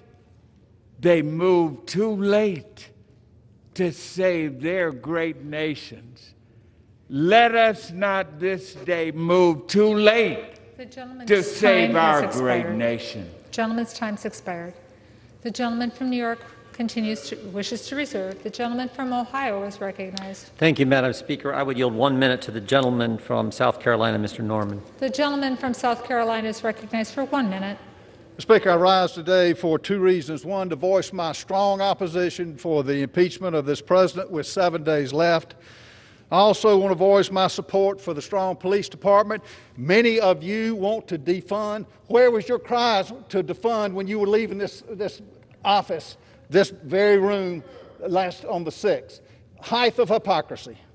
I yield back. Members are kindly reminded to remind yourself to address your remarks to the chair. The gentleman from Ohio wishes to reserve. We do, Madam Speaker. The gentleman from New York is recognized. Madam Speaker, I yield 30 seconds to the distinguished gentleman from California, Mr. Sherman. The gentleman from California is recognized for 30 seconds. Ironic. An administration begins by building an unnecessary wall on our southern border. It ends by making necessary a new wall around this Capitol. I introduced articles of impeachment in July of 2017 with one co-sponsor, Al Green, and again in January of 2019. And on Monday night, I joined with so many of us in introducing these articles. I've introduced articles of impeachment in the 115th, 116th, and 117th Congress because Donald Trump has continuously posed a danger to this republic. The gentleman from New York wishes to reserve. The gentleman from Ohio is recognized. Madam Speaker, I would yield 1 minute to the gentleman from Florida, Mr. Mast. The gentleman from Florida is recognized for 1 minute. Thank you, Madam Speaker. I rise with a very simple question. On January 6th, thousands broke the law by taking siege of our Capitol here with us inside. Has any one of those individuals who brought violence on this Capitol been brought here to answer whether they did that because of our president?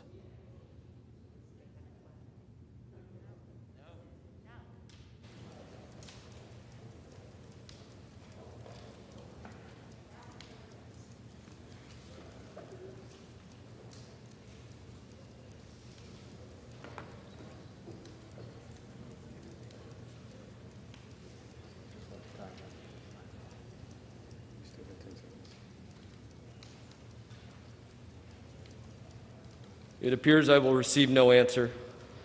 I will yield my time back to the gentleman from Ohio.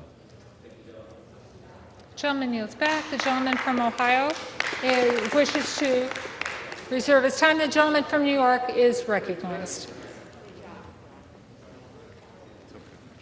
I now yield 30 seconds to the distinguished gentleman from Arizona, Mr. Stanton. Here, the gentleman from Arizona is recognized for 30 seconds. Donald Trump is the first president in the history of this republic to incite a violent insurrection against our own government, against our own people. It is a shocking betrayal of his oath of office and our American values. We don't know yet if the president will face criminal charges, but we do know he must be held to account. Each one of us in this House took an oath to protect and defend our Constitution against all enemies, foreign and domestic, even if that enemy is the president. We must move forward as a nation from these darkest days, but we can't move forward without accountability. We must impeach this president. I yield back. The gentleman from New York reserves, and the gentleman from Ohio is recognized. Madam Chair, we reserve. The gentleman from Ohio reserves. The gentleman from New York is recognized. Madam Speaker, I now yield 30 seconds to the distinguished gentlelady from Michigan, Ms. Stevens. The gentlewoman from Michigan is recognized for 30 seconds. Insurrection, a violent mob. A week ago today, 5 people were killed, many injured, and everyone in this building forced to hide for their very life.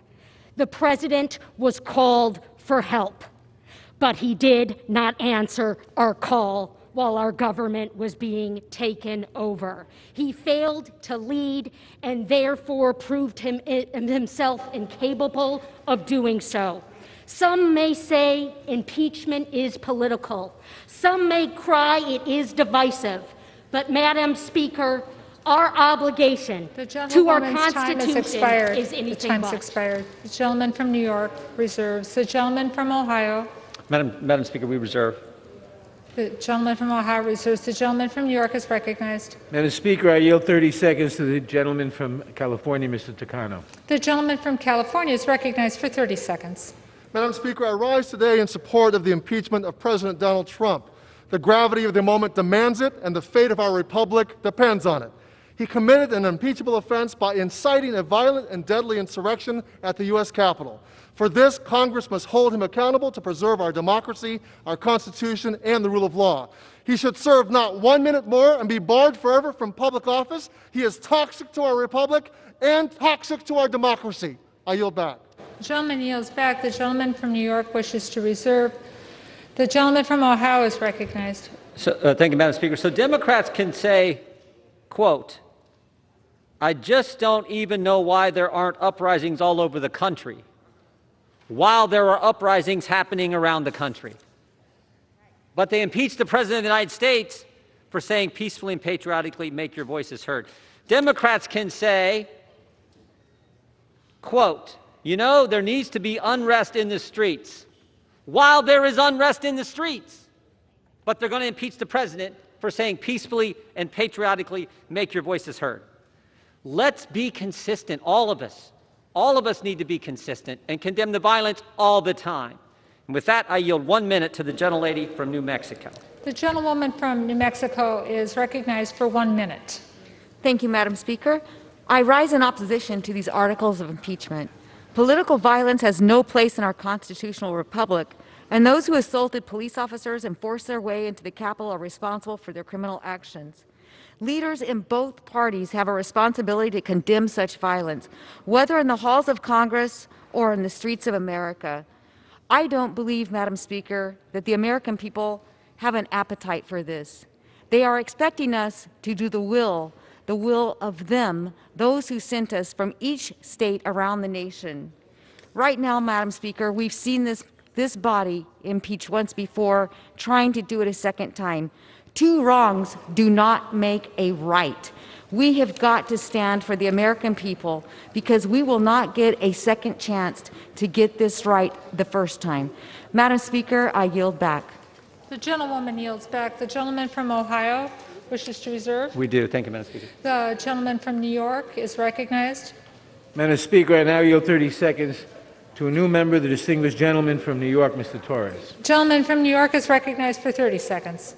Madam Speaker, the dangerous mob that Donald Trump unleashed on the United States Capitol represents a violent assault on the separation of powers and on the peaceful transfer of power that we have long taken for granted.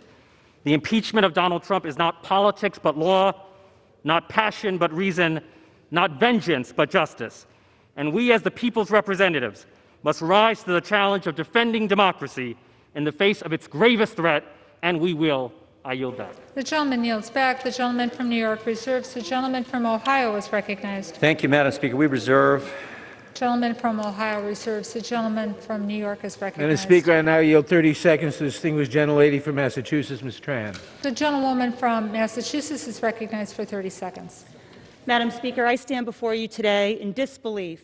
Disbelief that after the President incited a violent mob to commit an act of insurrection and remained silent as police officers were assaulted, the Capitol was ransacked, and members of this body fled for their lives, that there are still members of his party who refuse to hold him accountable.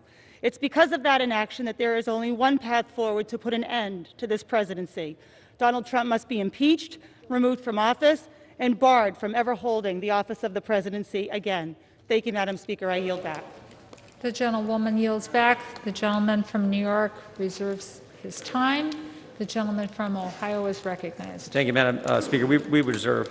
The gentleman from Ohio reserves his time. The gentleman from New York is recognized. Madam Speaker, I now yield 30 seconds to the distinguished gentlelady from New York, Ms. Velasquez. The gentlewoman from New York is recognized for 30 seconds. Madam Speaker, I rise in support of this resolution because in America, we hold power to account. In America, we do not succumb to violent insurrections incited by a head of state. In America, we do not turn a blind eye to high crimes and misdemeanors. No, that is not who we are. So today, as a sworn defender of this nation's Constitution, I will vote in favor of impeaching Donald J. Trump. I yield back. The gentleman from New York reserves. The gentleman from Ohio is recognized. Thank you, Madam Speaker. Could I again inquire the time remaining for each side? The gentleman has 10 minutes remaining, and the gentleman for New York has 9 3/4 minutes remaining. The gentleman from Ohio is recognized. I thank you, Madam Speaker. I would yield 1 minute to the gentleman from California, Mr. Malone. The gentleman from California is recognized for 1 minute. Ladies and gentlemen, welcome to the second annual impeachment show extravaganza, brought to you by the censors and left-wing media, the fact-checked ministers of shutdown and big tech, and the Democrat Party. Today, the second annual impeachment of President Trump isn't really about actual words spoken at a rally. No. This is all about, Madam Speaker, the unbridled hatred of this president. You use any extreme language and any process to oppose the core of what he has really fought for. You hate him because he is pro-life, strongest ever. You hate him for fighting for the freedom of our religion to not be persecuted by unfair mandates and limitations on speech. You hate him for not subscribing and shackling us with the religion of climate change and one-sided Paris Accords. You hate him for Israel. You hate him for defending our borders. You hate him for letting families and small businesses keep what they earn, for trying to keep the agents of government off their back. You hate him for putting America first, which is what I thought we do when we swear the oath. No, this shabby show isn't about a threat to our republic. This is the impeachment and muting of at least half of the American people. This is shameful and abuse of a process. The gentleman's time has expired. The gentleman from New I yield York. the gentleman additional 20 seconds. The gentleman from Ohio yields you Madam another Speaker, 20 seconds. 30. I pray people of all stripes wake up to this spectacle and exercise their rights to put a stop to it through free speech and through fair elections. I yield back. The gentleman yields back his time. The gentleman from Ohio wishes to reserve. The gentleman from New York is recognized. Madam Speaker, I now yield 30 seconds to the gentlelady from Florida, Ms. Wasserman-Schultz. The gentleman from Florida is recognized for 30 seconds. Thank you, Madam Speaker. I rise to support the impeachment of President Donald J. Trump for seditious acts against America. To overturn the 2020 presidential election, Trump incited a violent assault on Congress, a treasonous betrayal of our nation. This criminal incitement left us with 5 dead, including a police officer, a desecrated Capitol, and a second constitutional crisis. His acts show contempt for the rule of law, the Constitution, and the foundation of any democracy, a peaceful transition of power. President Trump is a clear and present danger to American lives and democracy, and he leaves us no choice but to immediately remove him from office. Thank you. I yield back. The gentlewoman yields back. The gentleman from New York reserves. The gentleman from Ohio Thank you, Madam is Speaker. recognized. Yeah, thank you, Madam Speaker. I would yield 90 seconds to the gentlelady from Tennessee, Ms. Hirschberger. The gentlewoman from Tennessee is yielded 90 seconds.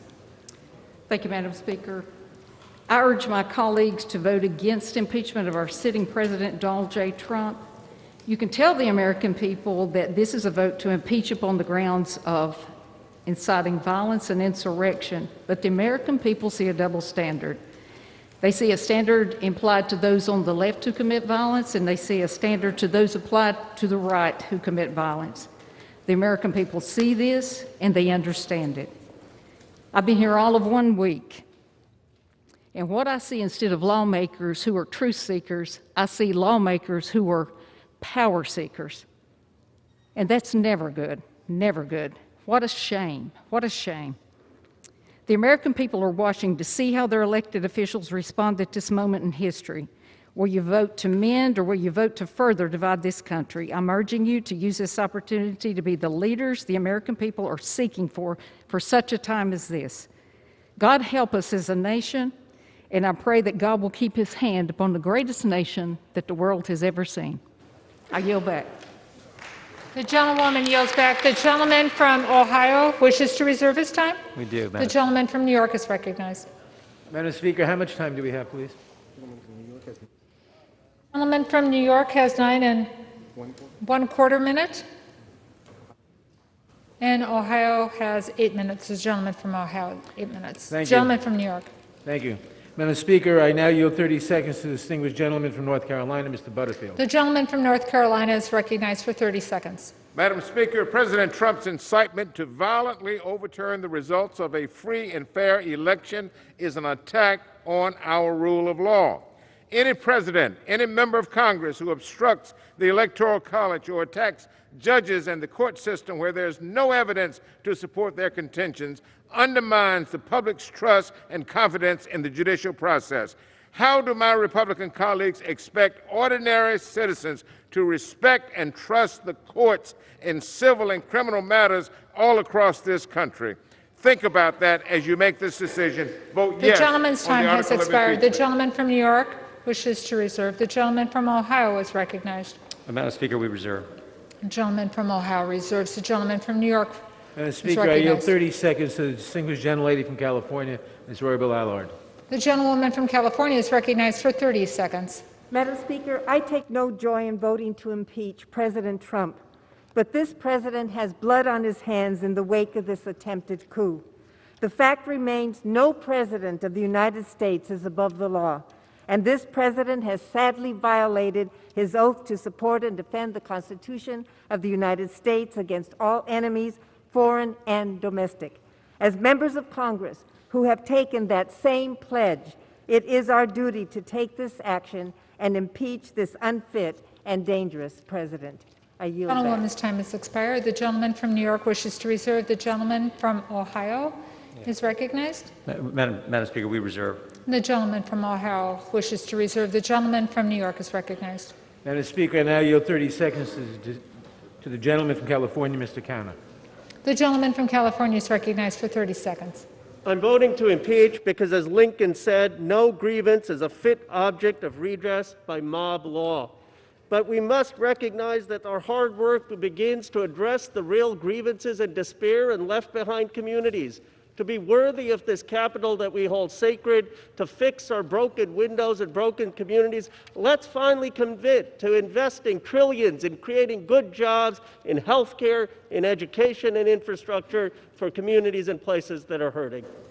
The gentleman yields back. The gentleman from New York reserves. The gentleman from Ohio is recognized. Thank you, Madam Speaker. We reserve.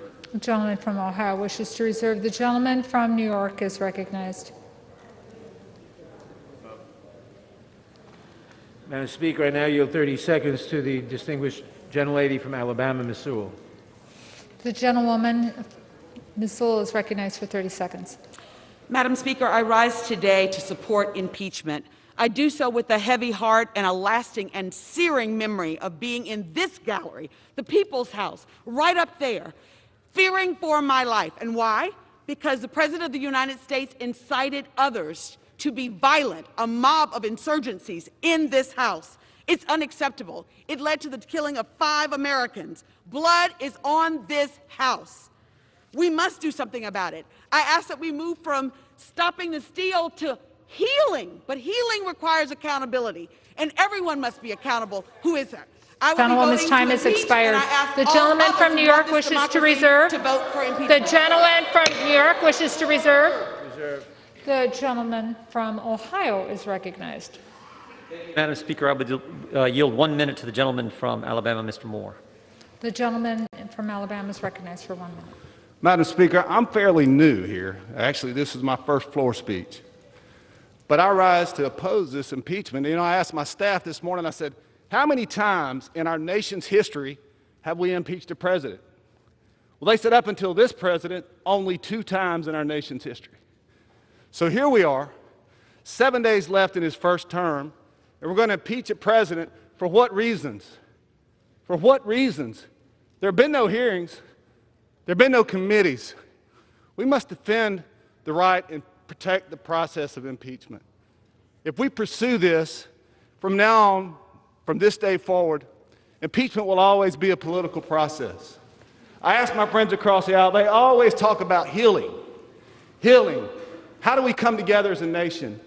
Since 2016, there has been hashtags going around in our nation that said, not our president. Resist, resist. Members across the aisle have said things in public to have supporters of this president attacked and demeaned. Thank you, Madam Speaker. The gentleman from Ohio wishes to reserve. The gentleman from New York is recognized. Madam Speaker, I now yield 30 seconds to the distinguished gentlelady from Illinois, Ms. Schakowsky. The gentlewoman from Illinois is recognized for 30 seconds. Last Friday, I sent a letter to my constituents telling the story about the violent attack on our Capitol building, which is really like the temple of our democracy.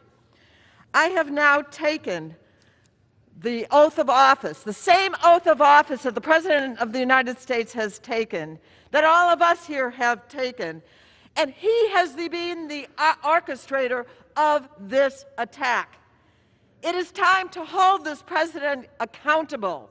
It is time, and history demands that we impeach The gentlewoman's time has expired. The time. gentleman from New York wishes to reserve. The gentleman from Ohio is recognized. Thank you, Madam Speaker. We would reserve. The gentleman from Ohio reserves. The gentleman from New York is recognized. Madam Speaker, I yield 30 seconds to the gentleman from Connecticut, Mr. Himes. The gentleman from Connecticut is recognized for 30 seconds. The words have almost all been said. Search your soul, consider your oath. And I add 4 more words. Reflect on your legacy. My friends, which way is history flowing right now? Will Donald Trump join the pantheon of Washington, Lincoln, Roosevelt, and Reagan? Or will his 33% approval ratings and the condemnation of principled Republicans consign him to the heap of reviled demagogues with Joseph McCarthy and Andrew Johnson? Where he goes in history, you go in history, unless today you make a stand. I yield back. Yields back. I would like to remind members to please direct their remarks to the chair. The gentleman from New York reserves. The gentleman from Ohio is recognized. Thank you, Madam Speaker. We reserve. The gentleman reserves. The gentleman from New York is recognized. Madam Speaker, I now yield 30 seconds to the distinguished gentleman from Hawaii, Mr. Carroll. The gentleman from Hawaii is recognized for 30 seconds. Madam Speaker, as a member of our armed forces, now a member of Congress, I have taken and given the oath of office many times. I will support and defend the Constitution against all enemies, foreign and domestic. On January 6th, the President violated this oath, inciting violent and deadly insurrection. Our sacred oaths are hollow without accountability. We must hold this president accountable, remove him from office, ensure he can never hold public office again. I urge my colleagues to do the same. This oath has to matter. Mahalo and I yield back. New York. Recognized. The gentleman from Ohio reserves. The gentleman from New York is recognized. The gentleman from Maryland, Mr. Sarbanes. The gentleman from Maryland is recognized for 30 seconds. Madam Speaker, this beautiful Capitol dome is a symbol of freedom and democracy, not just for Americans, but for people the world over.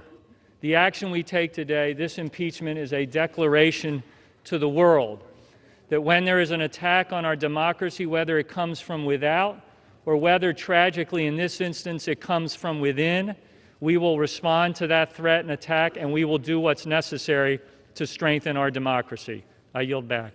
The gentleman yields back. The gentleman from New York wishes to reserve. The gentleman from Ohio is recognized. Thank you, Madam Speaker. I yield 2.5 minutes to the distinguished gentleman from New York, Mr. Zeldin. The gentleman from New York is recognized for 2.5 minutes. Thank you, Madam Speaker. I'm sickened and angered by what we all had to witness last Wednesday and call for the investigation and prosecution to the fullest extent of the law.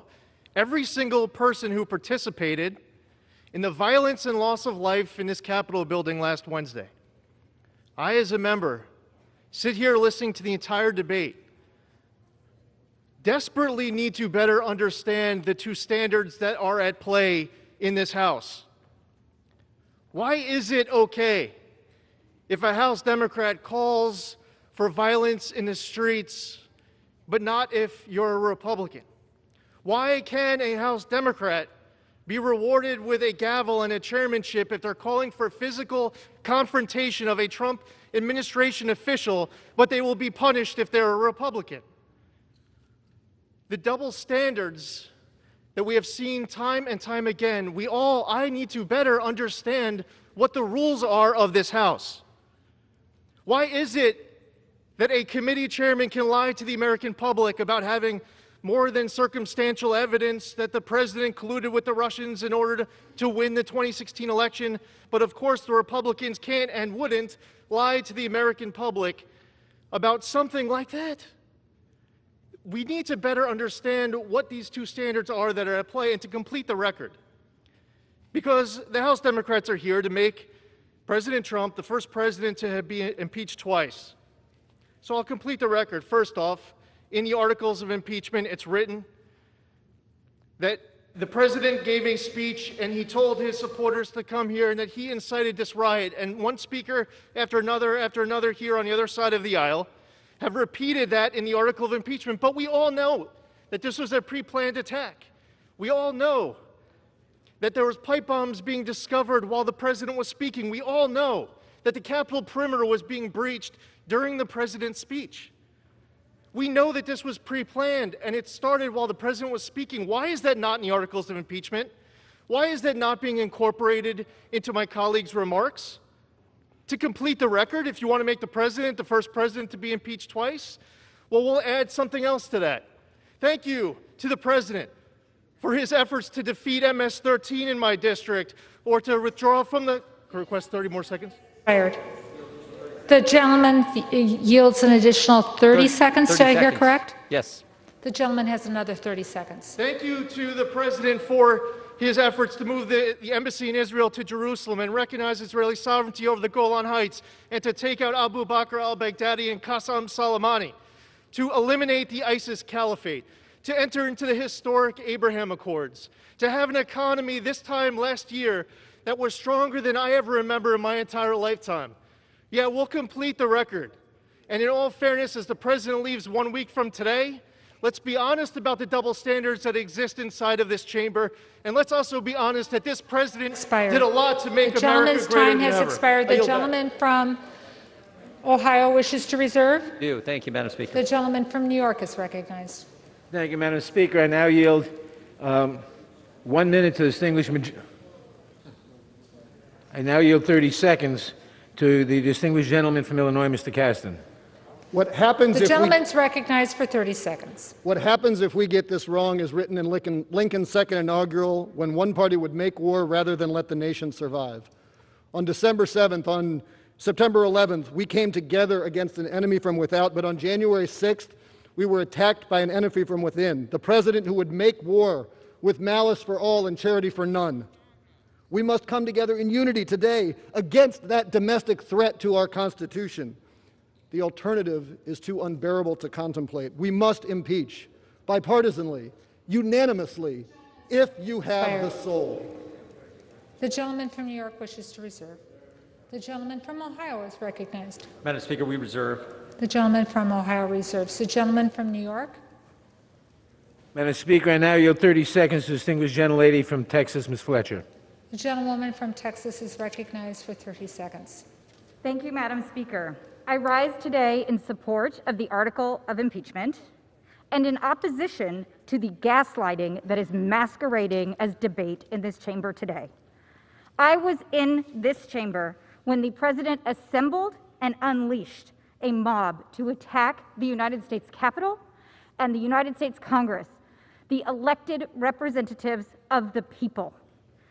By doing so, he incited an insurrection against our representative democracy itself. If that is not an impeachable offense, then what is? Thank you, Madam Speaker. I yield back. The gentlewoman yields back. The gentleman from New York reserves. The gentleman from Ohio is recognized. Madam Speaker, we reserve. Gentleman from Ohio wishes to reserve. The gentleman from New York is recognized. I now yield 30 seconds to the distinguished gentlelady from Michigan, Ms. Tlaib. The gentlewoman from Michigan is recognized for 30 seconds. Thank you, Madam Chair. In Michigan's 13th, we proudly speak truth to power, even in the face of a racist in chief. Those who incited an attack on the People's House do not get to talk about healing and unity. They have torn this country apart. They have stoked the fire and then handed the gasoline to Donald Trump. Dr. King once said, "True peace is not merely the absence of tension. It is in the presence of justice." Today, we must embody those words, and we must understand that peace must be centered in truth and action. We cannot sit, Madam Chair, sit idly by after a violent attempted coup and allow lies and hate to continue. Today, we stand up for our constituents who continue to be harmed by this oppressive wishes to reserve. The gentlewoman's time has expired. Donald Trump. The gentlewoman's time has expired. The gentleman from New York wishes to reserve. And the gentleman from New York has 3 3/4 minutes remaining. From Ohio has 4. And the gentleman from Ohio is recognized. Thank you, Madam Speaker. I yield 1 minute to the gentleman from North Dakota, Mr. Armstrong. The gentleman from North Dakota is recognized for 1 minute. Thank you, Madam Speaker. What happened last Wednesday is an absolute tragedy. And not only are we part of dealing with it now, we were part of it then. But when emotions are frayed and tensions are this high, process matters more. It matters more now than it did before. And the reality is this: there are serious constitutional questions about these articles. And Donald Trump is going to be president until January 20th. And on January 20th, Joe Biden's going to become president. But I'll end with this. I'm going to vote against impeachment, and that's going to give me credibility at home with my base. You're going to vote for impeachment, and that's going to give you credibility at home with your base. It's easy to point at me and blame me. It's easy for me to point at you and blame you. But on January 21st, we're all going to be back here. So use that credibility. Go back and talk some hard truths to your people. I'm going to do it, and we need to do a better job. And with that, I yield back. The gentleman yields back. The gentleman from New York reserves. The gentleman from Ohio reserves. The gentleman from New York. Madam Speaker, I now yield 30 seconds to the gentlelady from North Carolina, Ms. Manning. The gentlewoman from North Carolina is recognized for 30 seconds. Madam Speaker, this president has repeatedly lied to the American people about his election loss. He incited his followers to attack our democracy, resulting in 5 deaths. His dangerous efforts to derail the peaceful transition of power were a violation of his oath of office. This president is unfit to lead our nation and unable to discharge his duties of office. I call upon my Republican colleagues to speak the truth to their supporters and join me in holding President Trump accountable by voting to impeach. I yield. New York reserves. The gentleman from Ohio is recognized. Thank you, Madam Speaker. We reserve. The gentleman from Ohio reserves. The gentleman from New York is recognized. Madam Speaker, I yield 30 seconds to the gentleman from Indiana, Mr. Mervan. I didn't hear where it was from. The gentleman from Indiana is recognized for 30 seconds. Madam Speaker, since the events on January 6th, I spoke with a group of ministers from Gary, Indiana, and they told me how they are praying for unity and justice in our nation. It reminded me of the moment when those of us who were on the House floor on January 6th were huddled together in a secure room after the attack. The House chaplain, Kiblin, led us all in prayer. Let us remember that moment. Let us rekindle that prayer for those 3 minutes when we were all united to preserve our democracy and justice. I support the article of impeachment so that we can move forward to do the work that our constituents sent us here to do. With that, I yield back. Has expired. The gentleman from New York reserves. The gentleman from New York has 2 3/4 minutes remaining. The gentleman from Ohio has 3. The gentleman from Ohio is recognized. Madam Speaker, we reserve. The gentleman from Ohio reserved. The gentleman from New York is recognized. Madam Speaker, I now yield 30 seconds to the gentleman from Massachusetts, Mr. Moulton. The gentleman from Massachusetts is recognized for 30 seconds. Madam Speaker, there are more troops right now in Washington, D.C. than in Afghanistan. And they are here to defend us against the Commander-in-Chief, the President of the United States, and his mob. I would ask my colleagues to look at the faces of those young Americans defending democracy, defending us, and find an ounce of their courage to do the right thing, as several Republicans have, and take a tough vote for the future of democracy, for the future of our country. The gentleman's time has expired. The gentleman from New York wishes to reserve. The gentleman from Ohio is recognized. Madam Speaker, we reserve. The gentleman from Ohio wishes to reserve. The gentleman from New York is recognized. Madam Speaker, I yield 30 seconds to the gentleman from Texas, Mr. Vesey. The gentleman from Texas is recognized for 30 seconds. Madam Speaker, let's be clear about one thing.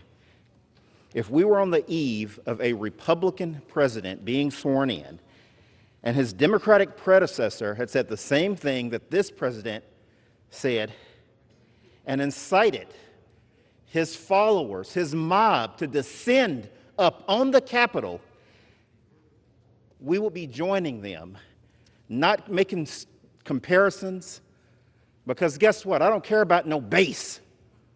I care about this democracy and this country. And what happened the other day should never happen again. And we need to stand up and say and do the right thing. The gentleman's time has expired. The gentleman from New York reserves. The gentleman from Ohio is recognized. Madam Speaker, the Republican whip is prepared to close for us whenever that is appropriate, so we'll reserve until that's time. The gentleman reserves. Madam Speaker, the gentleman from New York. I now yield 30 seconds to the gentlelady from Texas, Ms. Jackson Lee. The gentlewoman from Texas is recognized for 30 seconds.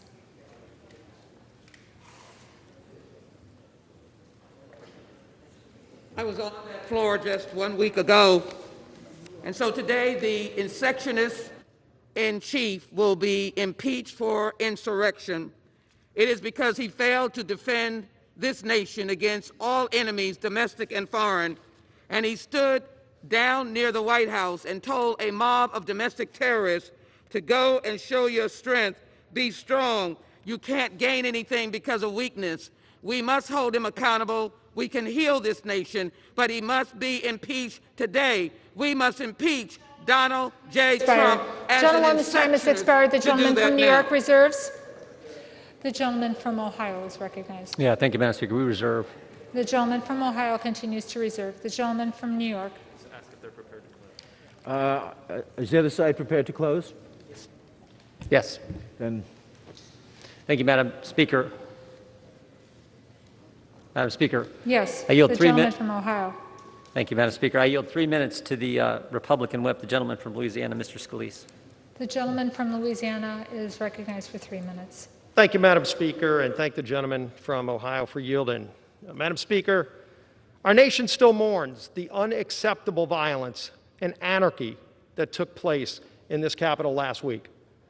As we speak, arrests are still being made, and the anarchists who stormed our Capitol are being brought to justice, as should be the case. Emotions are still high. But in this moment, we need to be focused on toning down the rhetoric and helping heal this nation as we move towards a peaceful transition of power to President-elect Joe Biden next week. My prayers, Madam Speaker, are still with Capitol Police Officer Sieknick and Liebengood, who we lost, as well as all of the Capitol Police officers who risked their lives to keep us safe. They are true heroes, and they deserve all of our applause today.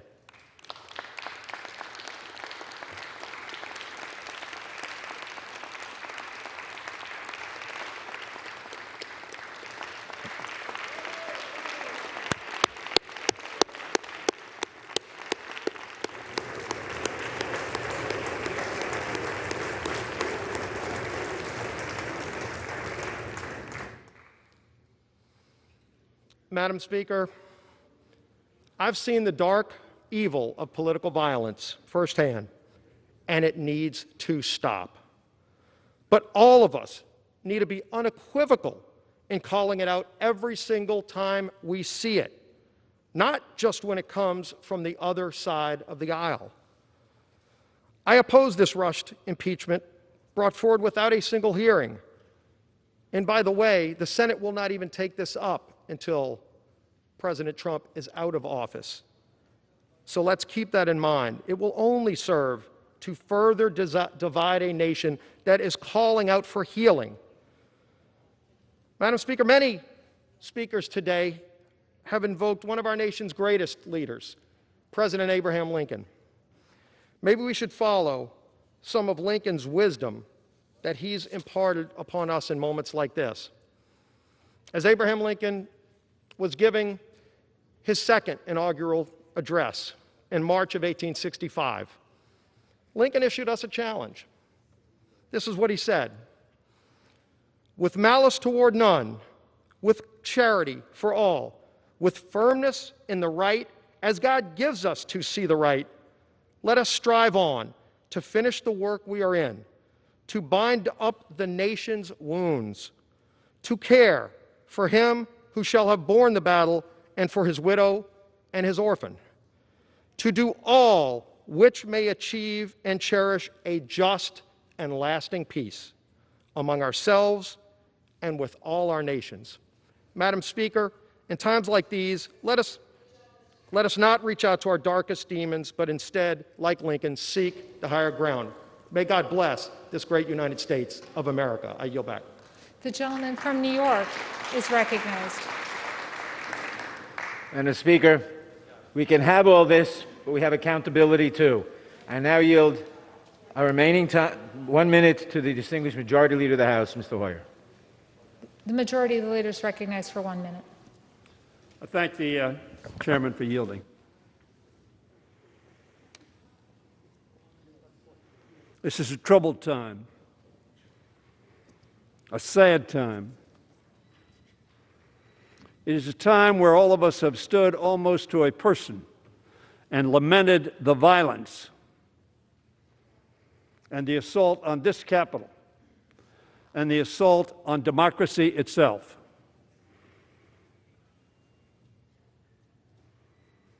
It was right to do that. But this impeachment ought to be put in the perspective of what the Republican chair of the Republican conference said it was. She said the President of the United States summoned the mob, assembled the mob, and lit the flame of that attack. There has never been, she said, a greater betrayal by a President of the United States of this office, of his office, and his oath to the Constitution. That is why we are here today. That is why we are here today, just a week before that president, at the request of the American people, will leave office.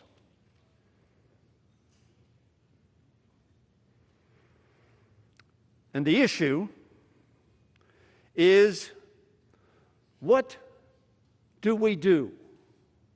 The 433 of us, I believe, who are here, do on behalf of the American people to respond to what Representative Cheney described happened on the 6th of January. A mob assembled by, summoned by, and then spoken to light the flame of the attack. To stop the steal. As we sat here, exercising our constitutional duty, and to his great credit, the Vice President of the United States following the Constitution of the United States of America, notwithstanding the fact that he was opportuned by the President not to do so. That mob sent by the President to stop the steal did so for a few hours. Not the steal, but the constitutional duty that we had. And so we ask ourselves, what do we do? What is our responsibility? What should we say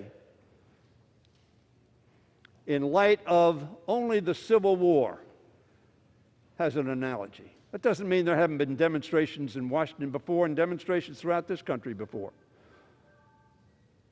But it is the first and only physical presence other than the 9/11 attack on this nation, which came from abroad and had a plane aimed at our Capitol dome. This attack was not from abroad. It was, as Liz Cheney said, summoned, assembled, and inflamed by the President of the United States of America, who in Liz Cheney said words that there has never been a greater betrayal by a President of the United States of his office and his oath to the Constitution. I pride myself as a member of this Congress who for 40 years has worked in a bipartisan fashion with many of your leaders, and do to this day. But are we to remain silent in the face of Liz Cheney's saying this was the greatest betrayal of the duty of the President of the United States in history? Are we to stand silent? Will we stand silent? Will we not stand up and say, this is not acceptable? Madam Speaker, for 4 years, Donald Trump has made no effort to hide his ambitions or his lacking of Republican principles. Not our principles, but the principles that Abraham Lincoln was just quoted as having said. Your president, our president, has never displayed those in the 4 years he's been president of the United States. He has allowed little constraint on his worst inclinations. His desire for autocracy and his glorification of violence have not been tempered, but rationalized by those who sought to profit financially and politically from their proximity to power. Upon the foundations of virtue, reason, and patient wisdom laid down by George Washington as our first president, Donald Trump has constructed a glass palace of lies, fear-mongering, and sedition. Last Wednesday, on January 6th, the nation and the world watched it shatter to pieces. There can be no mistaking any longer the kind of man sitting in the Oval Office or his intentions and capabilities. The curtain has been pulled back. The office to which he was elected could not temper or reform him. Washington's legacy was passed down to us not as written decrees. Mr. Speaker, the House is not in order. The gentleman's correct. The House will be in order.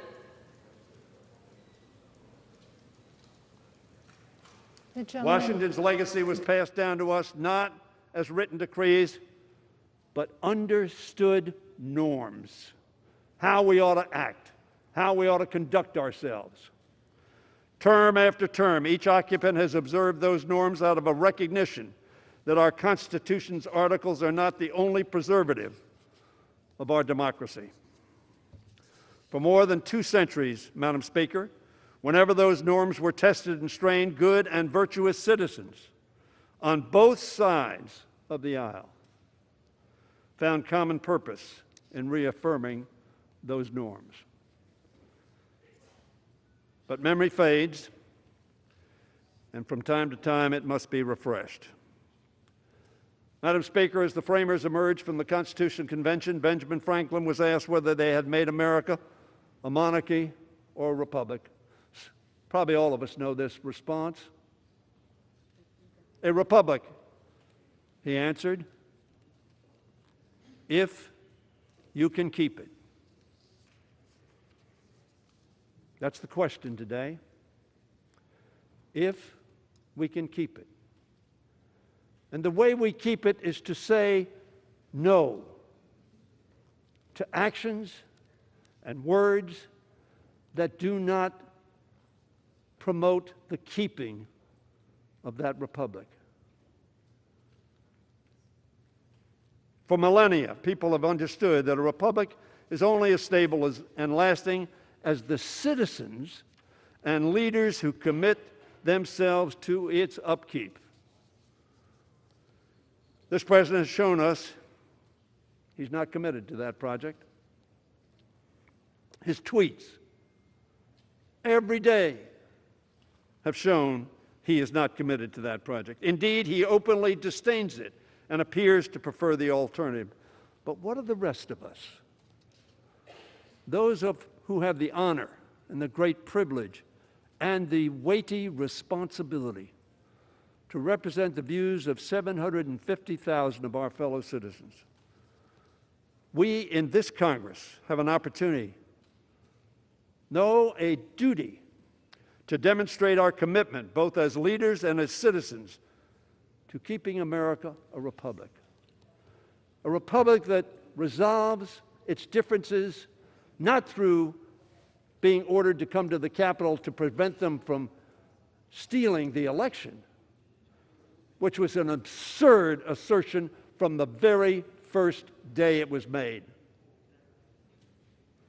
We cannot erase the last 4 years, Madam Speaker. We cannot turn back the clock, but we can look to the ideals and principles inherited from great presidents like Washington, like Jefferson, and yes, certainly like Abraham Lincoln and Franklin Roosevelt, and from outstanding Americans like Frederick Douglass, Harriet Tubman, Susan Anthony, Cesar Chavez, Martin Luther King, Thurgood Marshall, our beloved John Lewis, and yes, RBG, Ruth Bader Ginsburg, who taught us a lot about equality and inclusion.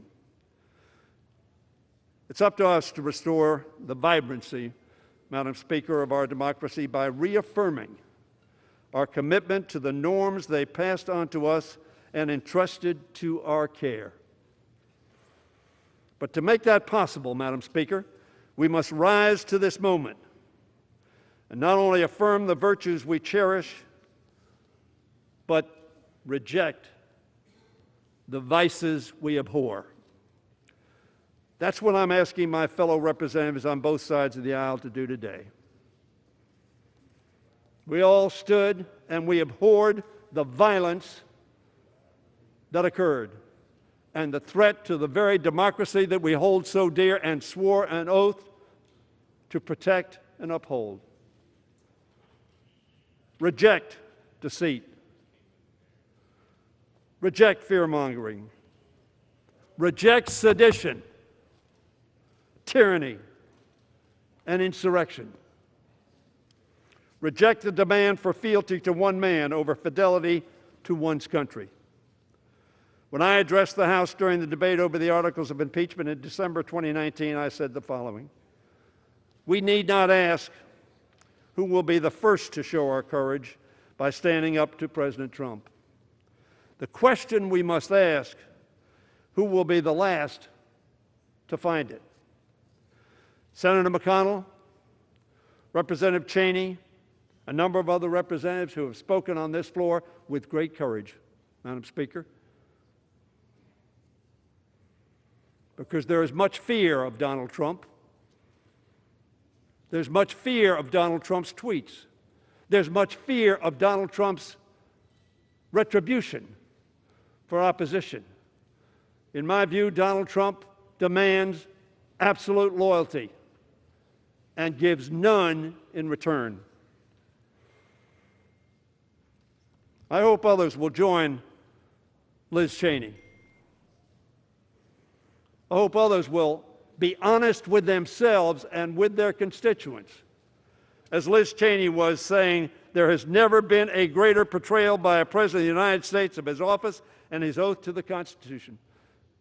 Don't dismiss that.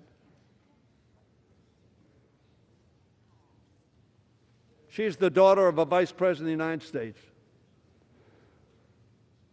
who was the whip when I came to Congress. As she has taken a stand, I hope others will as well, Madam Speaker.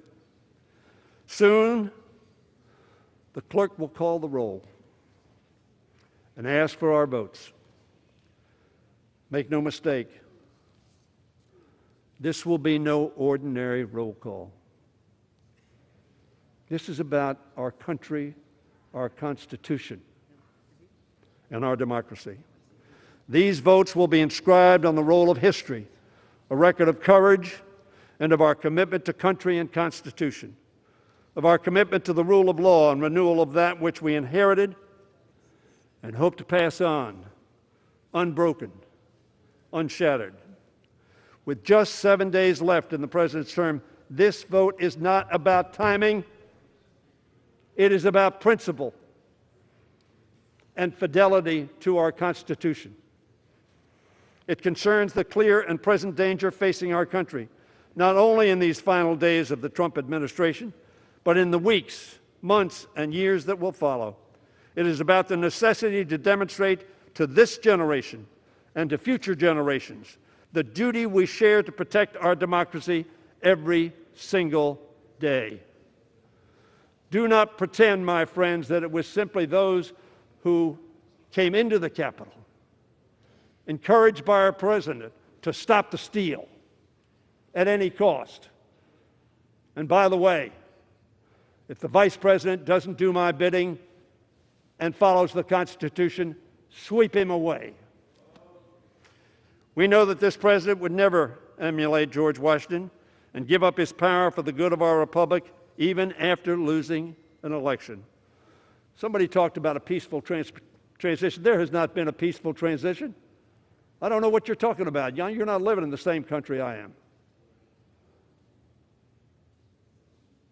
It was just days ago that the President, after committing this terrible act, thought he had to admit that Joe Biden might, yes, be President of the United States.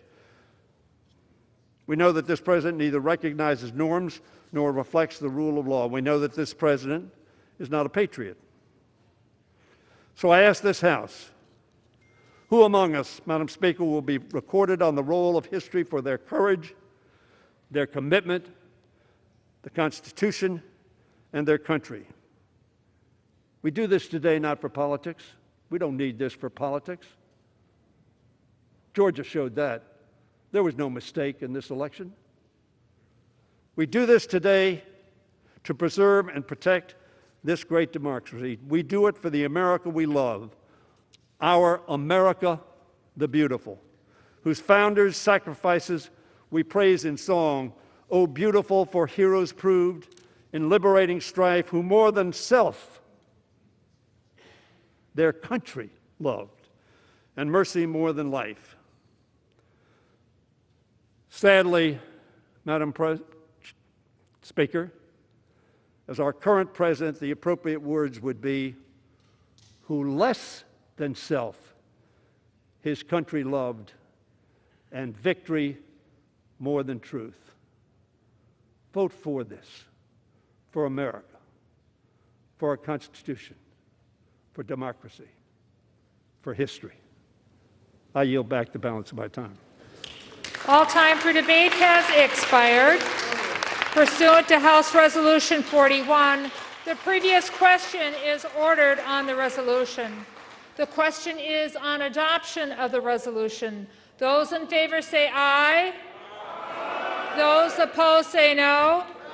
In the opinion of the chair, the ayes have it. The gentleman from Ohio is recognized. For what reason? Thank you, Madam Speaker. We'd ask for a roll call vote. Pursuant to Section 3S of House Resolution 8, the yeas and nays are ordered. Members will record their votes by an electronic device.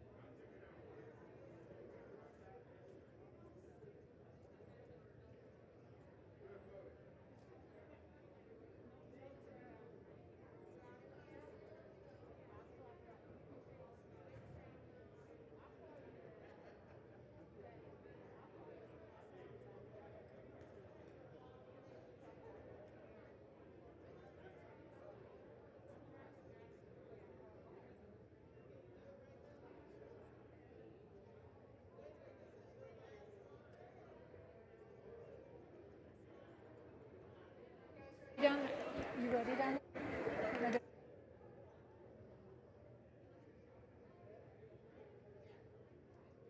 What purpose does the gentleman from Washington seek recognition? Thank you, Madam Speaker. As the member designated by Ms. Strickland of Washington pursuant to H-Res 8, I inform the House that Ms. Strickland will vote yes on H-Res 24.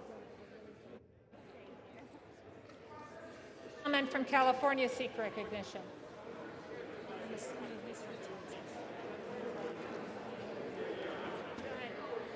Madam Speaker, as member designated by Congressmember Napolitano pursuant to House Resolution 8, I inform the House that Congressmember Napolitano will vote yes on H Resolution 24.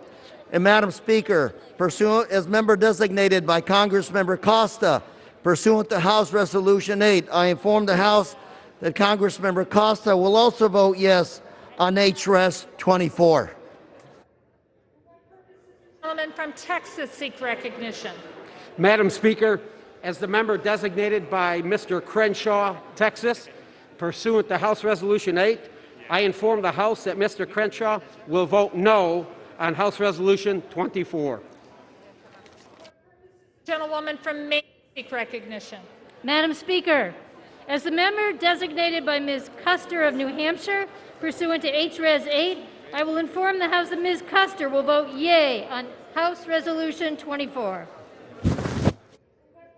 The gentleman from Tennessee seek recognition.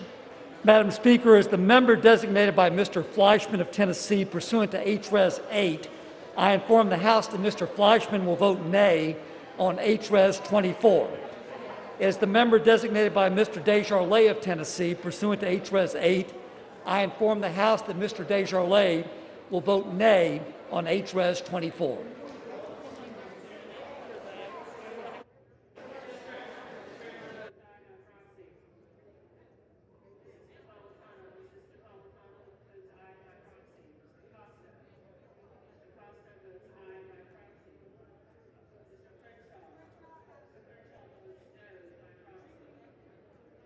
For what purpose does the gentleman from New Jersey seek recognition?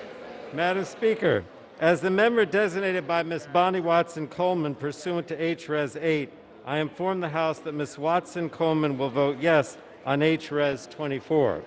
And as the member designated by Mr. Albio Series, pursuant to HRES 8, I inform the House that Mr. Series will vote yes on HRES 24.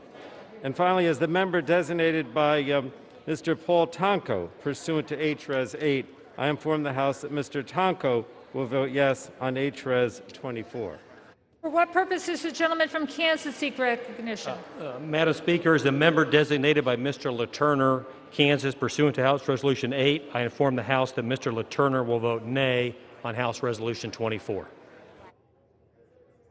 what purpose does the gentleman from Illinois seek recognition? Madam Speaker, as the member designated by Ms. Presley of Massachusetts, pursuant to HRES 8, I inform the House that Ms. Presley will vote yes on HRES 24.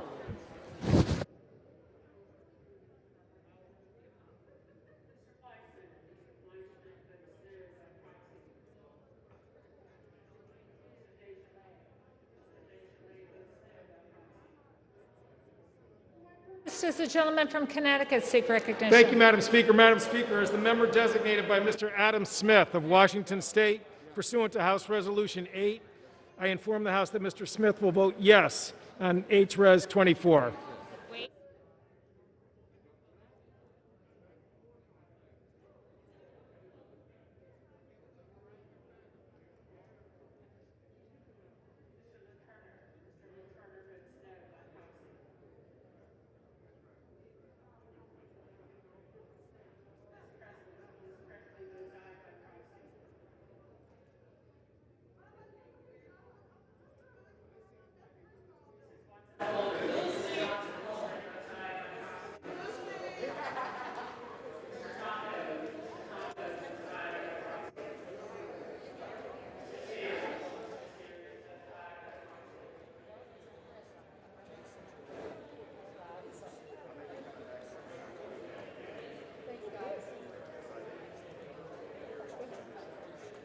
I'll let them do this.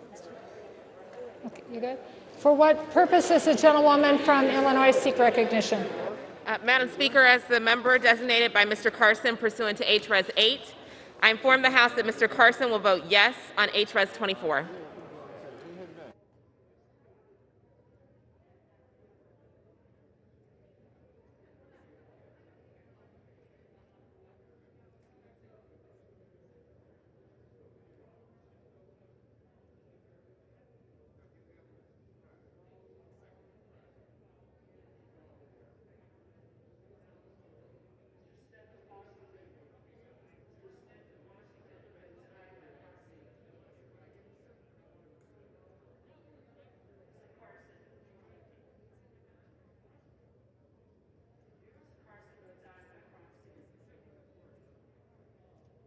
What purpose does the gentleman from New York seek recognition? As the member designated by Chairwoman Eddie Bernice Johnson, pursuant to HRES 8, I inform the House that Chairwoman Johnson will vote yea on HRES 24. As the member designated by Congressman Brendan Boyle, pursuant to HRES 8, I inform the House that Congressman Boyle will vote yea on HRES 24.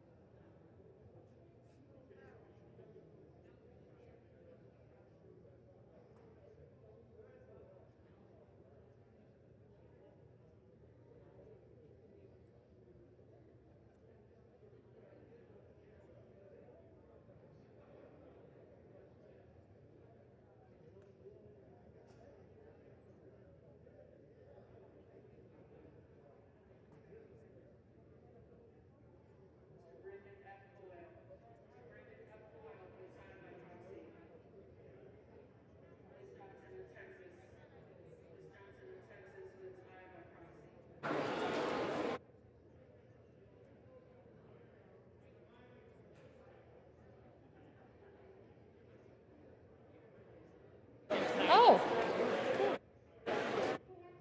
The gentlewoman from Florida seek recognition.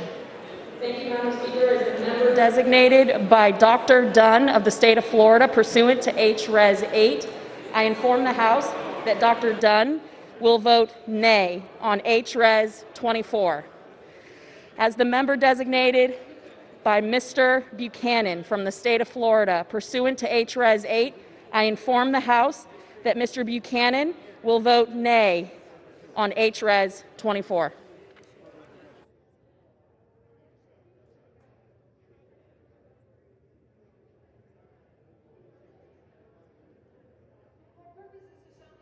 Pennsylvania seek recognition. Madam Speaker, as the member designated by Mr. Lawson of Florida 5th Congressional District pursuant to House Resolution 8, I'm informed that Mr. Lawson will vote yes on H.R. 24. This is the gentleman from California seek recognition. Madam Speaker, as the member designated by Representative Michelle Steele, pursuant to House Resolution 8, I inform the House that Representative Michelle Steele will vote no on House Resolution 24.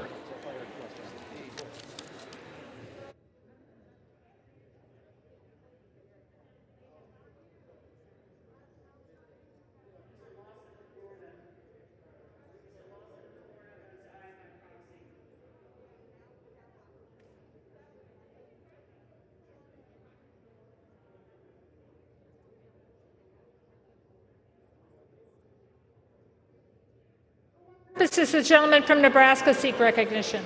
Madam Speaker, as a member designated by Mr. Bill Rackus of Florida pursuant to HRES 8, I inform the House that Mr. Bill Rackus will vote nay on HRES 24.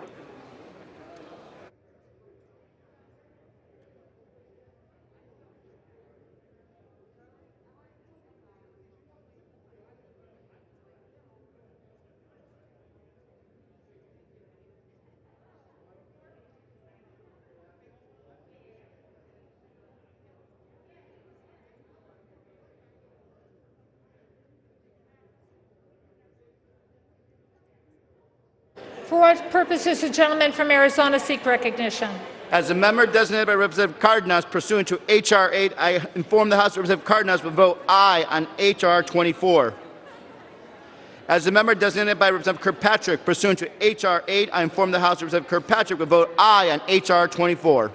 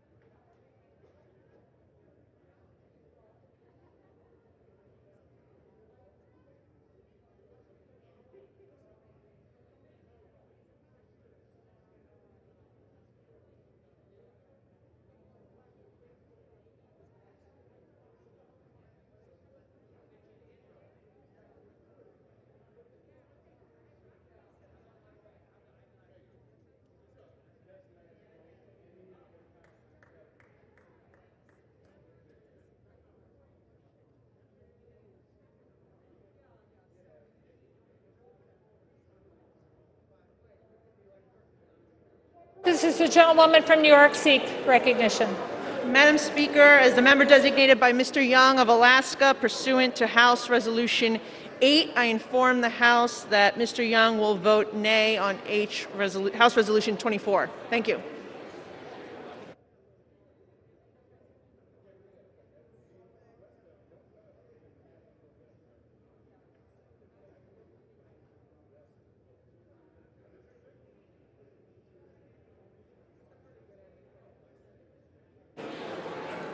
For what purposes the gentleman from Indiana seek recognition?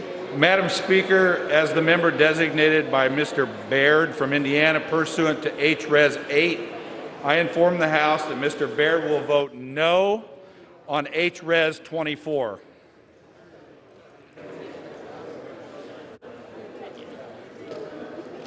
This is the gentlewoman for Virginia seek recognition. Thank you, Madam Speaker. As the member designated by Mr. McEachin pursuant to House Resolution 8, I inform the House that Mr. McEachin will vote yes on House Resolution 24. And as the member designated by Ms. Porter pursuant to H-Res 8, I inform the House that Ms. Porter will vote yes on H-Res 24.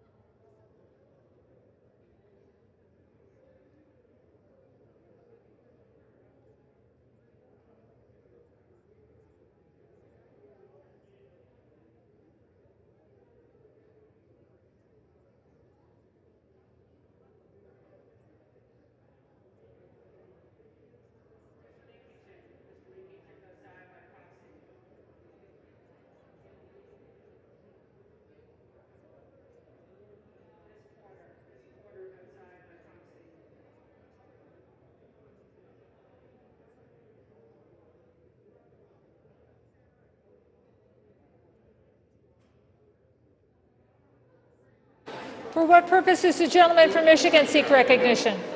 Madam Speaker, as the member designated by Mr. Bergman pursuant to House Resolution 8, I inform the House that Mr. Bergman will vote no on final passage H-Rev 24.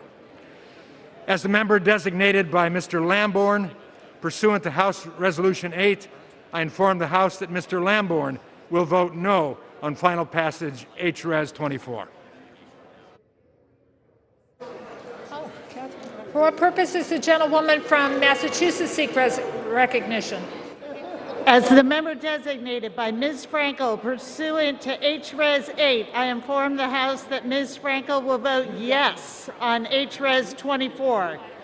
As the member designated by Ms. Bonamici pursuant to H-Res 8, I inform the House that Ms. Bonamici will vote yes on H-Res 24.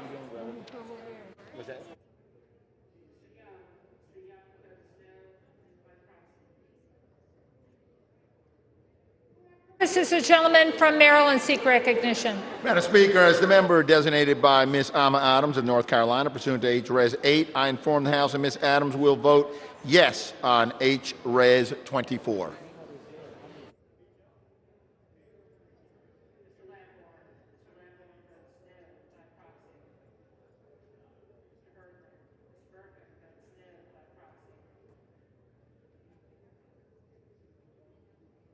Purposes the gentleman from Virginia seek recognition. Madam Speaker, as the member designated by Ms. Titus of Nevada, pursuant to H-Res 8, I inform the House that Ms. Titus will vote yes on H-Res 24.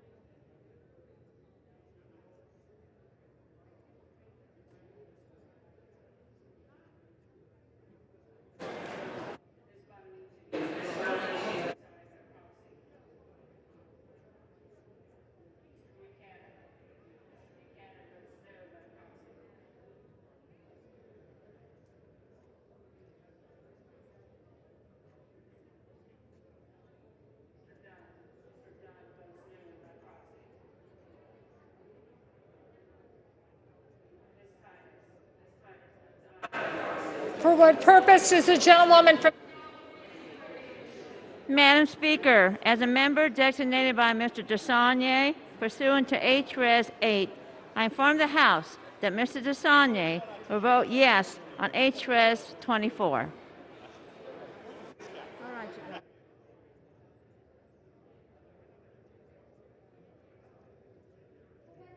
does the gentleman from California seek recognition? As the member designated by Congressman Jerry McNerney pursuant to H-Res 8, I inform the House that Mr. McNerney will vote yes on H-Res 24.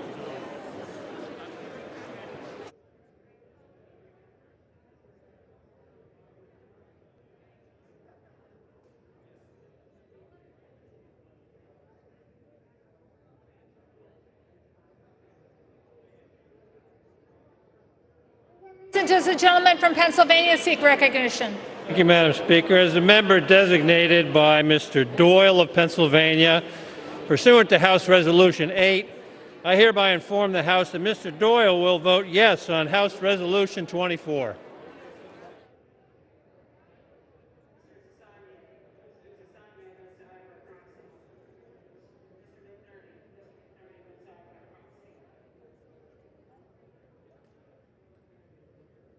For what purpose does the gentleman from California seek recognition?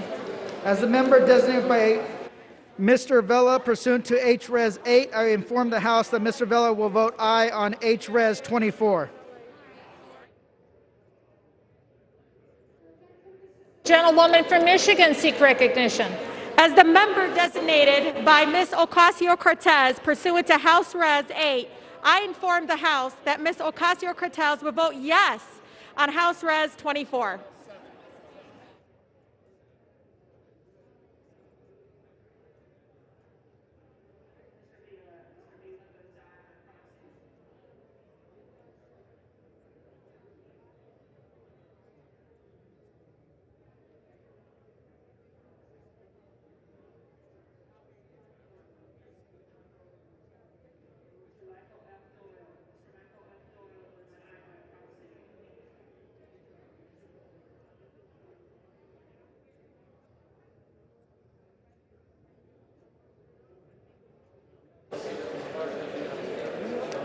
Purposes the gentlewoman from New Jersey seek recognition? Madam Speaker, as the member designated by Mr. Schneider pursuant to H-Res 8, I inform the House that Mr. Schneider will vote yes on H-Res 24.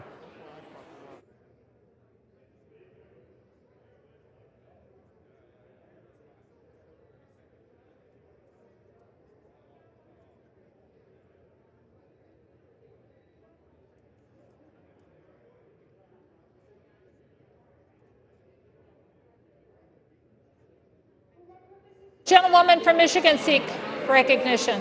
As the member designated by Ms. Lee of Nevada pursuant to H-Res 8, I inform the House that Ms. Lee will vote yea on H-Res 24. As the member designated by Ms. Axney pursuant to H-Res 8, I inform the House that Ms. Axney will vote yes on H-Res 24. As the member designated by Mrs. Dingle pursuant to H-Res 8, I inform the House that Mrs. Dingle will vote yes on H-Res 24. As the member designated by Ms. Capter pursuant to H-Res 8, I inform the House that Ms. Capter will vote yes on H-Res 24.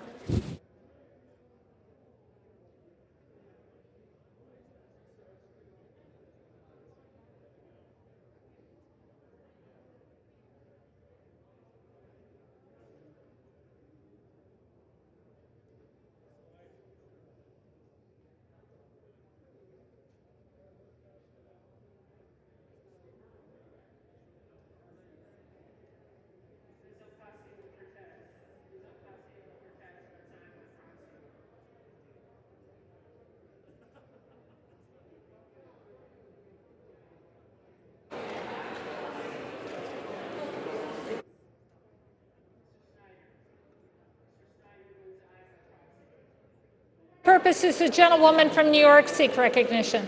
Madam Speaker, as the member designated by Mr. Deutsch of Florida, pursuant to H-Res 8, I inform the House that Mr. Deutsch will vote yes on H-Res 24.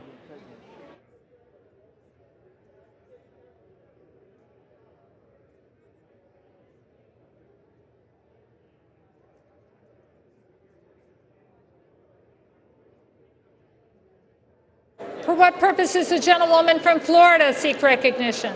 Madam Speaker, as the member designated by Mr. Hastings of Florida pursuant to HRes 8, I inform the House that Mr. Hastings will vote yea on HRes 24.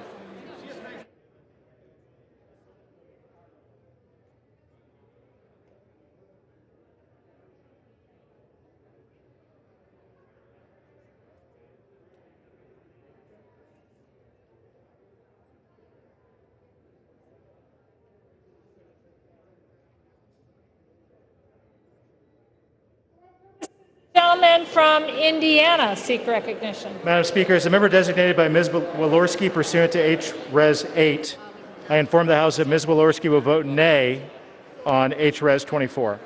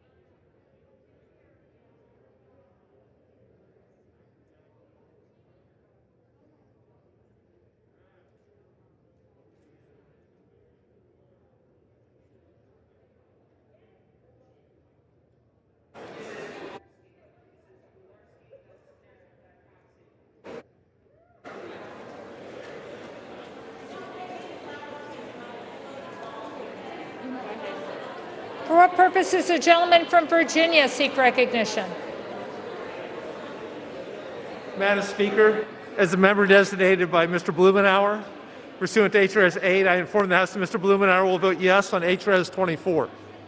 As a member designated by Mr. Liu pursuant to H-Res 8, I inform the House that Mr. Liu will vote yes on H-Res 24. As a member designated by Mr. Lowenthal pursuant to H-Res 8, I inform the House that Mr. Lowenthal will vote yes on H-Res 24. As the member designated by Mr. Peters pursuant to H-Res 8, I inform the House that Mr. Peters will vote yes on H-Res 24.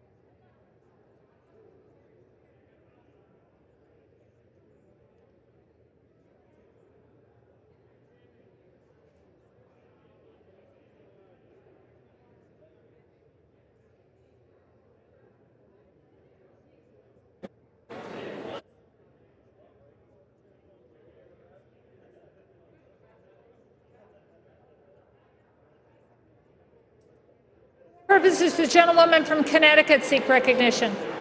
As the member designated by Ms. Wilson pursuant to H-Res 8, I inform the House that Ms. Wilson will vote yes on H-Res 24.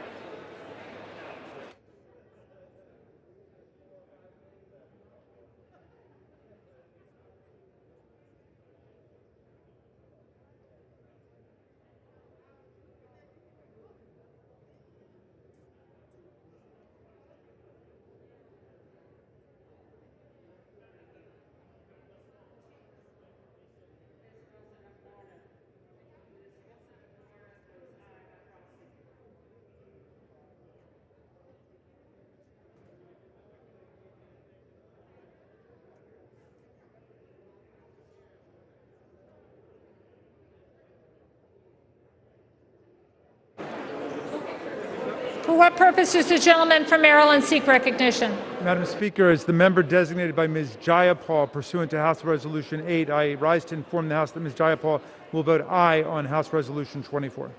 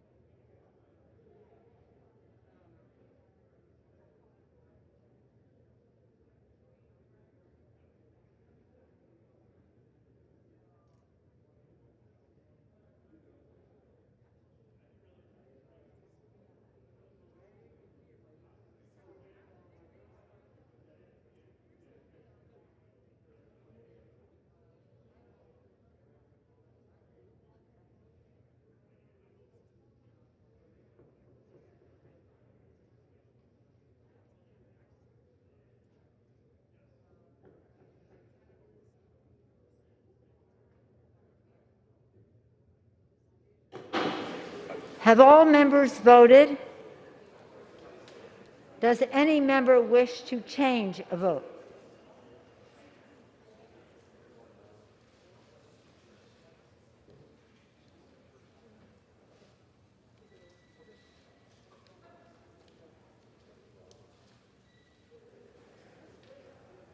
Where's she coming from? No, can't go.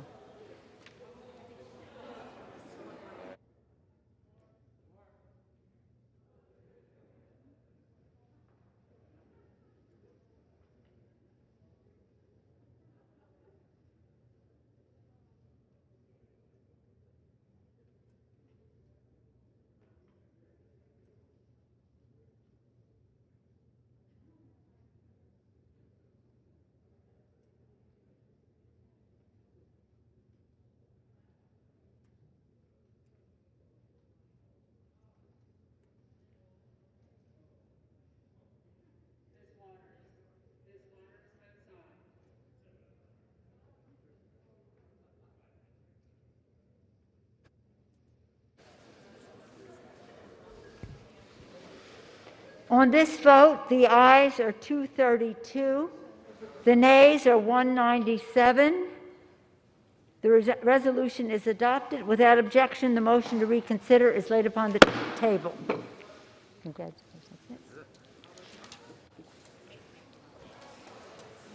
That's it. What now? That's it. It's just being replaced. And everybody, what?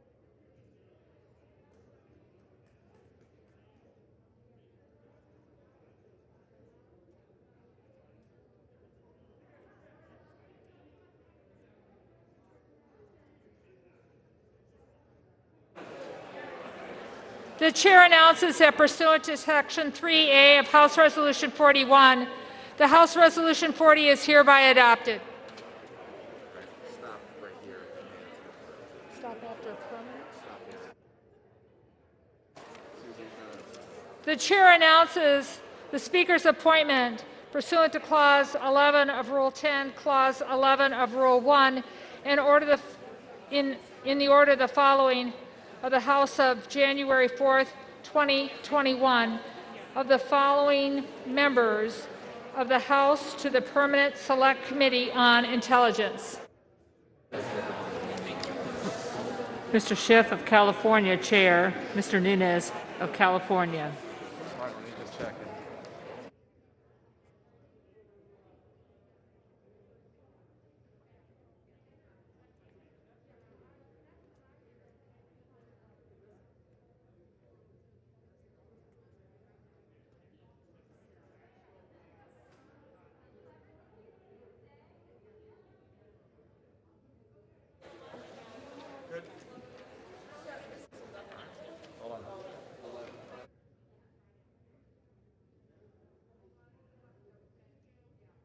Pursuant to Section 5A 1B of House Resolution 8, the House stands adjourned until 11 a.m. on Friday, January 15th, 2021.